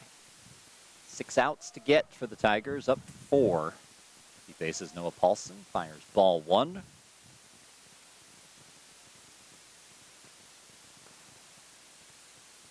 Did he go? No. And it's 2-0. Paulson 0 for 2 today. Flew out to center the last time he was up. He's also struck out. Both of those were against Brandon Morio, though. It's his first look at Jack Breezy. Fastball, inside edge, strike called.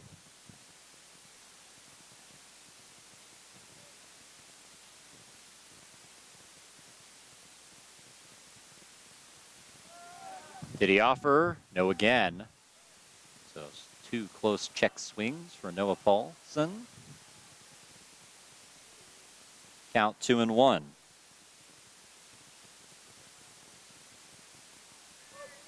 Strike called. Count is actually 3-2, despite what the scoreboard says. So a full count with nobody out. Inside, ball 4 and a leadoff walk. The second consecutive inning against Jack Breezy, where the leadoff man has reached for Centenary. And they're going to try just as hard to score him as they did the last batter that got on base. Breezy having some rough starts to start of innings. See if he can get rolling again.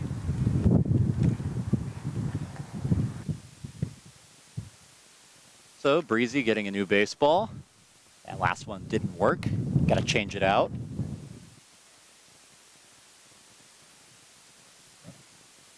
Caleb Ickes, the batter. Ickes, pinch hit. Struck out in his only plate appearance. He fouls that off into the screen, 0-1. There is some action in the Trinity bullpen. So see how long the leash is for Breezy, protecting a 4-run lead. He's already worked the 7th inning, surrendered a run. And that one gets away. A nice hop for Lazera, but it won't be in time. At least not enough to make a convincing throw. So the runner advances to second. That'll have to be a bit of a pressure cooker here. Something that the Gents didn't have much of with Morio on the mound is runners in scoring position. Try to take advantage of Breezy again. Strike called. Fastball finds the zone. 1-2. Paulson, the runner on second, advancing because of the wild pitch. And a stoppage in play. Head coach Tim Scannell coming out. So we'll see what this is about. Lazera will come in to join the meeting.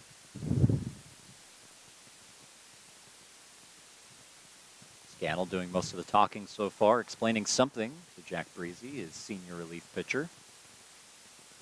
It's not often that you get Coach Scannell out there on the mound. Usually when Scannell comes out onto the mound, it's like worst case scenario, everything as kind of in flames.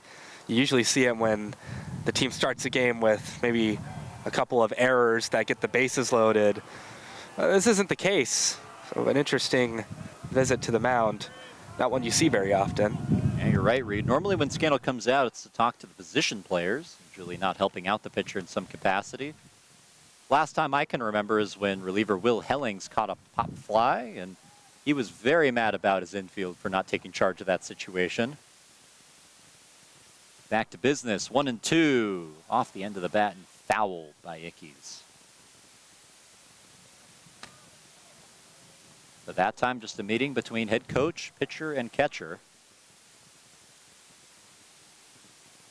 Still nobody out, runner on second. Grounded sharply to Lustina at second. Throw to first is in time, but the runner Paulson will advance to third.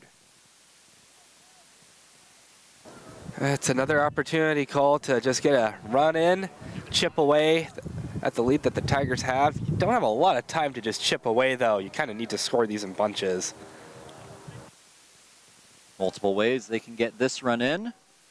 The 9-hole hitter, Jebediah Gordon, takes strike one. Tigers in the 7th, opting to put Jack Breezy in relief of Brandon Morio, who was cruising along. His pitch count in some good shape. Big swing and a miss from Gordon. Throw back to third. Oh, close play. Tinker at third, thought he got him. Got the tag in time, but not the case. We'll see it on the replay. And they try the back pick here, catch him off guard. Unfortunately, just at our angle and that angle, it's kind of hard to see.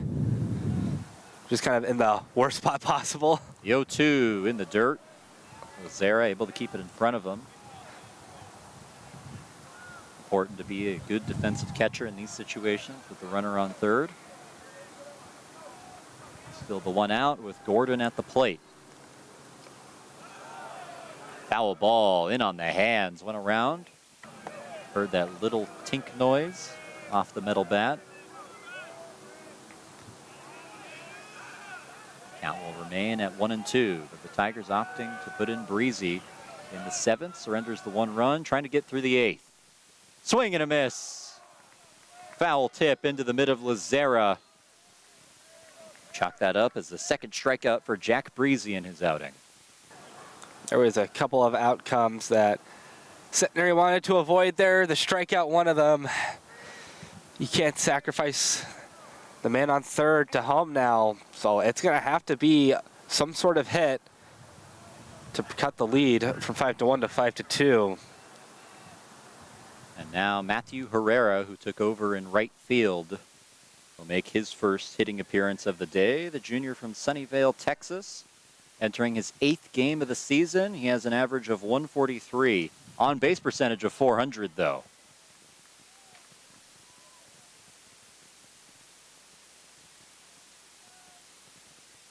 Count now 1-0. Breezy working quickly.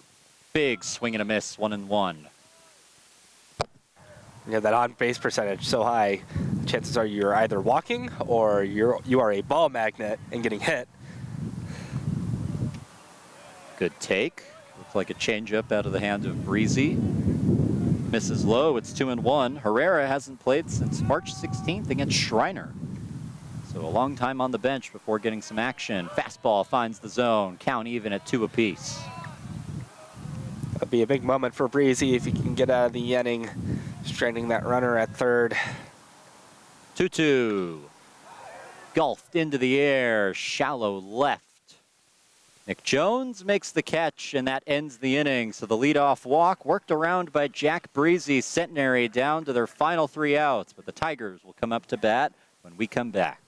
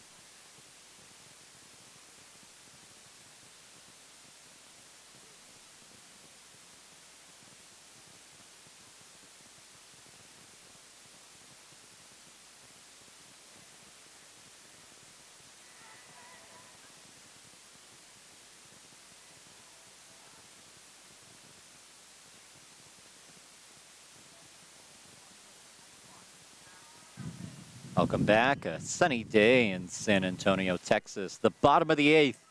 Trinity University and Centenary College. Bottom of the Tigers order will lead things off. Cam Champness, the shortstop, 2 for 3 today. A single, a double, and a strikeout the last time he was up. Still facing Jacob Broussard. Finds the zone for strike 1. Broussard's eaten up some valuable innings for Centenary. Kept Trinity off the board. Done exactly what you would want him to do in a doubleheader.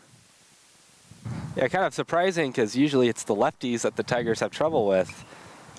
Fouled back into the screen, brings the count to 0-2. This time, a righty, giving them all they can handle. Haven't scored in quite a few innings.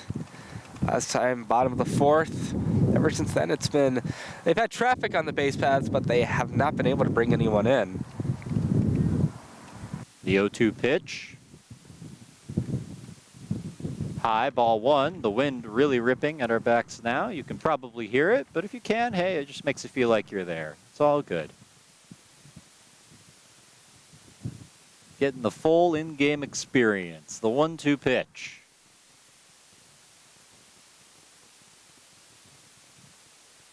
Swing and a miss. That's strike 3. Ball dropped, and the throw made in time to first. Chalk that up as a strikeout to begin the 8th.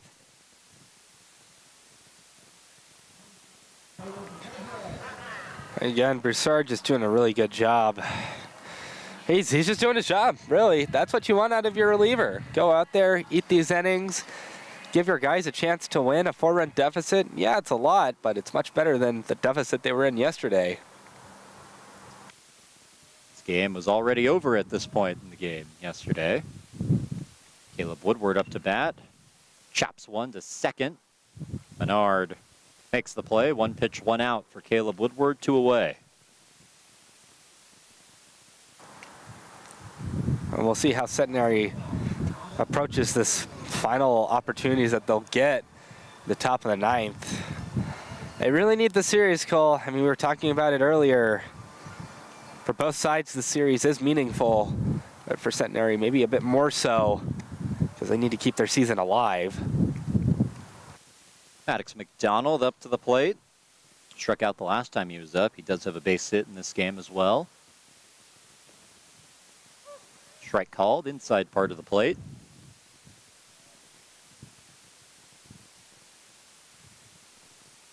Tigers hoping that this will be the last time they have to come up to bat.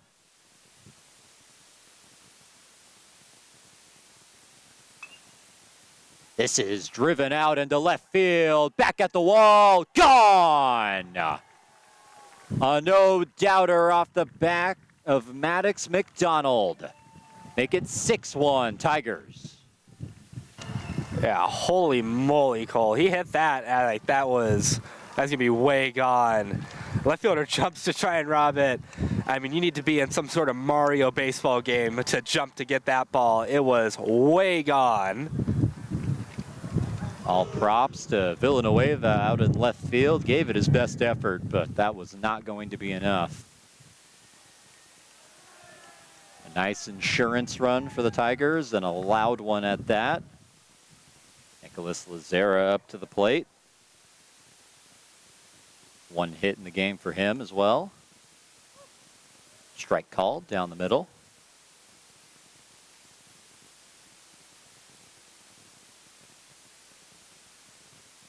Trying to follow up the Maddox McDonald home run that has made this a 6-1 game. 5-run lead restored for the Tigers. Fastball misses high. Count even at 1 apiece. That's really been Broussard's only blemish on the day so far. Unfortunate that has to come near the end.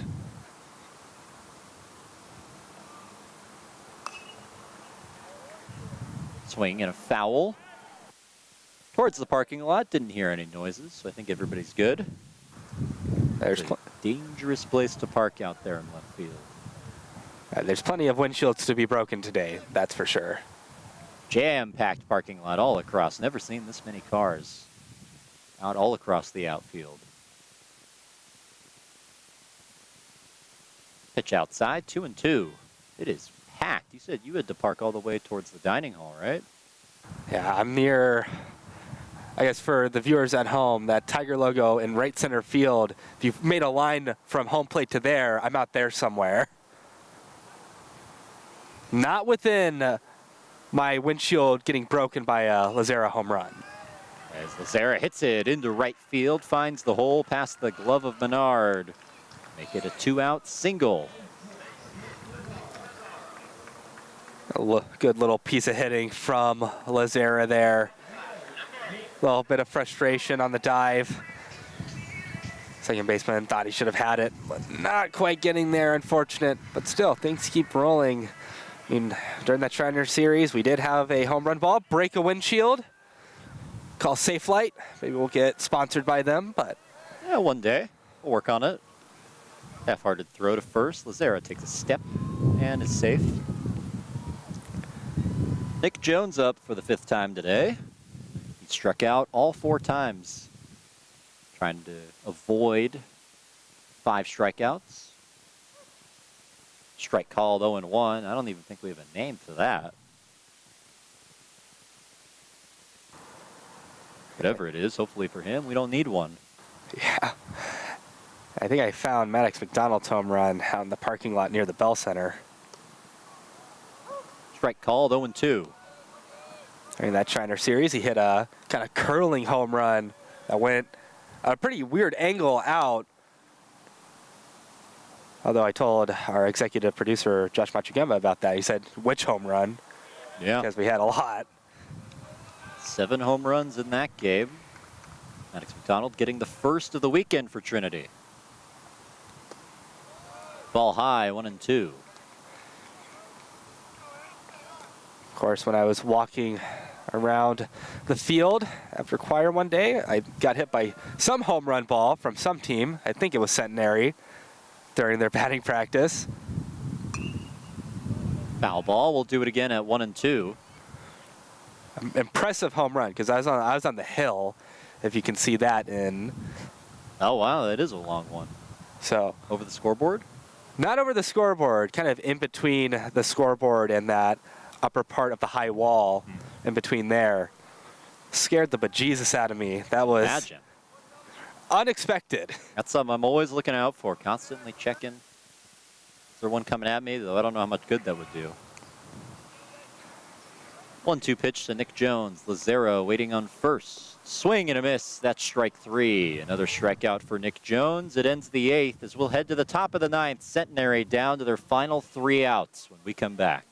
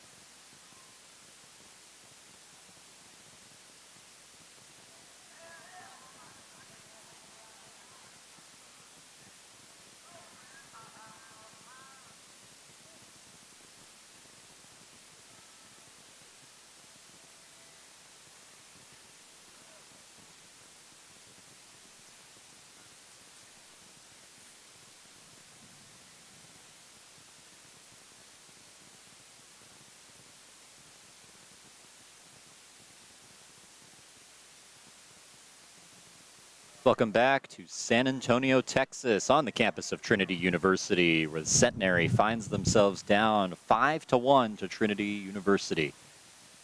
Jack Breezy back on the mound and fires ball 1 to Clay Menard. part of the last hope for Centenary to try and come back in this one. Down 4 in the 9th. Fastball down the chute, strike called. Count is 1-1. Menard up now. It will be Miller, then Gillum, due up for the Gents. Swing and a foul ball down the first base line brings the count to 1-2. It's quite the tall task ahead of them. They need 5 runs. That insurance run may come in very useful for the Tigers if things get Lined into right field and a good start for the Gents. Clay Menard, his second hit of the game. If things get interesting, we'll see how important that insurance run was. Nice little base hit in the right field.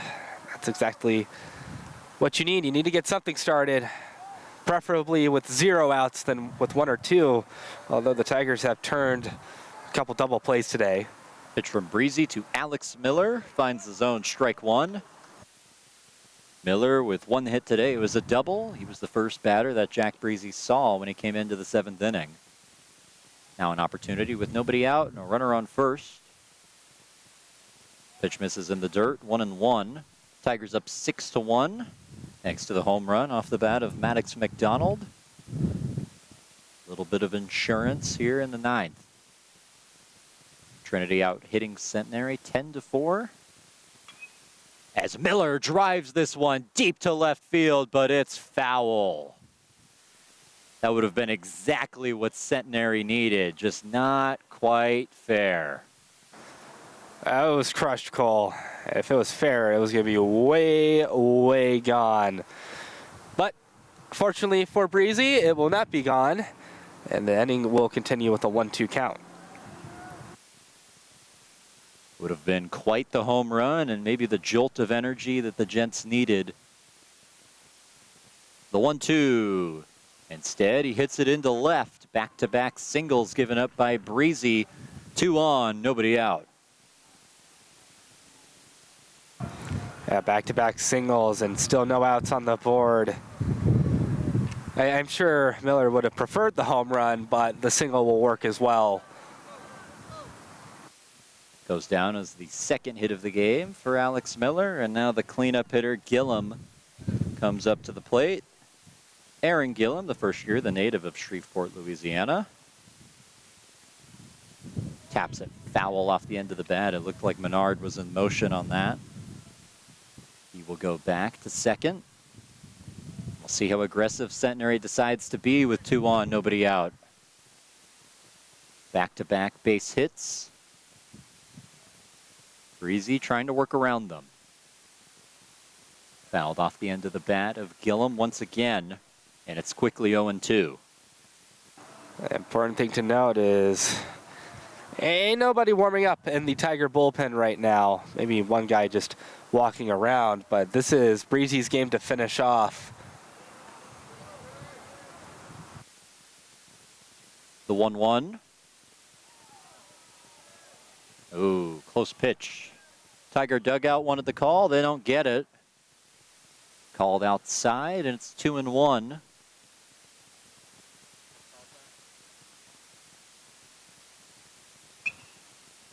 This is golfed into the air. Shallow right field. Backing up is Baker, and he makes the catch in fair territory. 1 away.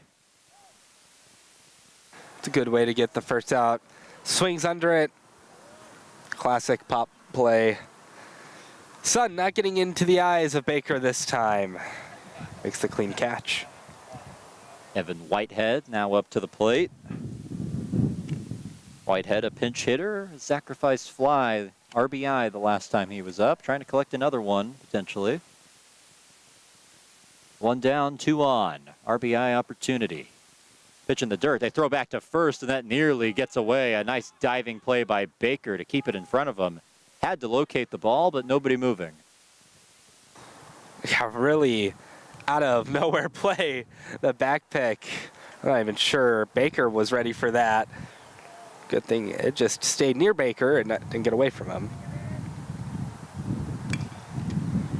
Ahead of that, and fouls it towards the Trinity dugout.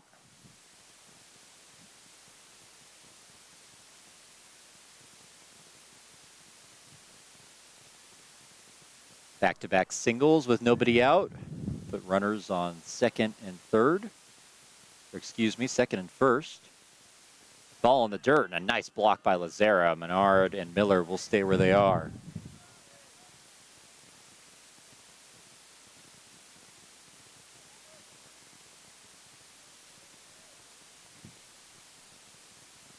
One. Call the ball, 2-1.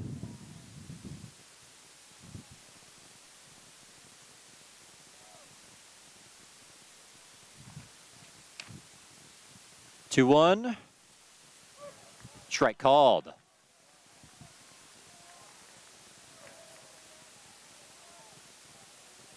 Count now 3-2. Scoreboard a little off there. I was wondering why he flipped the bat like it was ball 4, because it would have been. Foul ball, we'll do it again. Hey, I'm not too unconvinced that if you acted well enough, you could walk on less than 4 balls being thrown. It's an interesting theory. Can't test it here. 3-2 pitch. Chopper, could be 2. Throw to short in time. Throw to first. There it is. And that's the ball game. The 4-6-3 double play wraps things up, and Trinity takes the series and game 2, 6-1. That's another solid win for the Tigers. You know, capped off by another double play. They turned a couple today. It's what the Tiger team has needed to look like for the past couple of weeks. It's like they've been rejuvenated a little bit. Solid win game 1, solid win game 2. They're going to try and carry it into game 3. We'll see if they still got that kind of heat in the tank for the second end of the doubleheader. We will be with you for game 2 of this doubleheader, game 3 of the series. First pitch was slated to be at 4 p.m., but these things can be flexible, so it's just best that you stick around. Stay with us. You don't want to miss game 3. It was a good one in game 2. Tigers taking it 6-1. Centenary battling back a little bit at the end, but ultimately not enough as Trinity takes the series. Well, for now, that's it for us in San Antonio. I'd like to thank everybody working on this broadcast, from people working the camera to everybody in the control room, and our executive producer, Josh Michigemba. For my partner, Reed Rosales, I'm Cole Isaacson saying so long from San Antonio. We'll be back in give or take 30 minutes.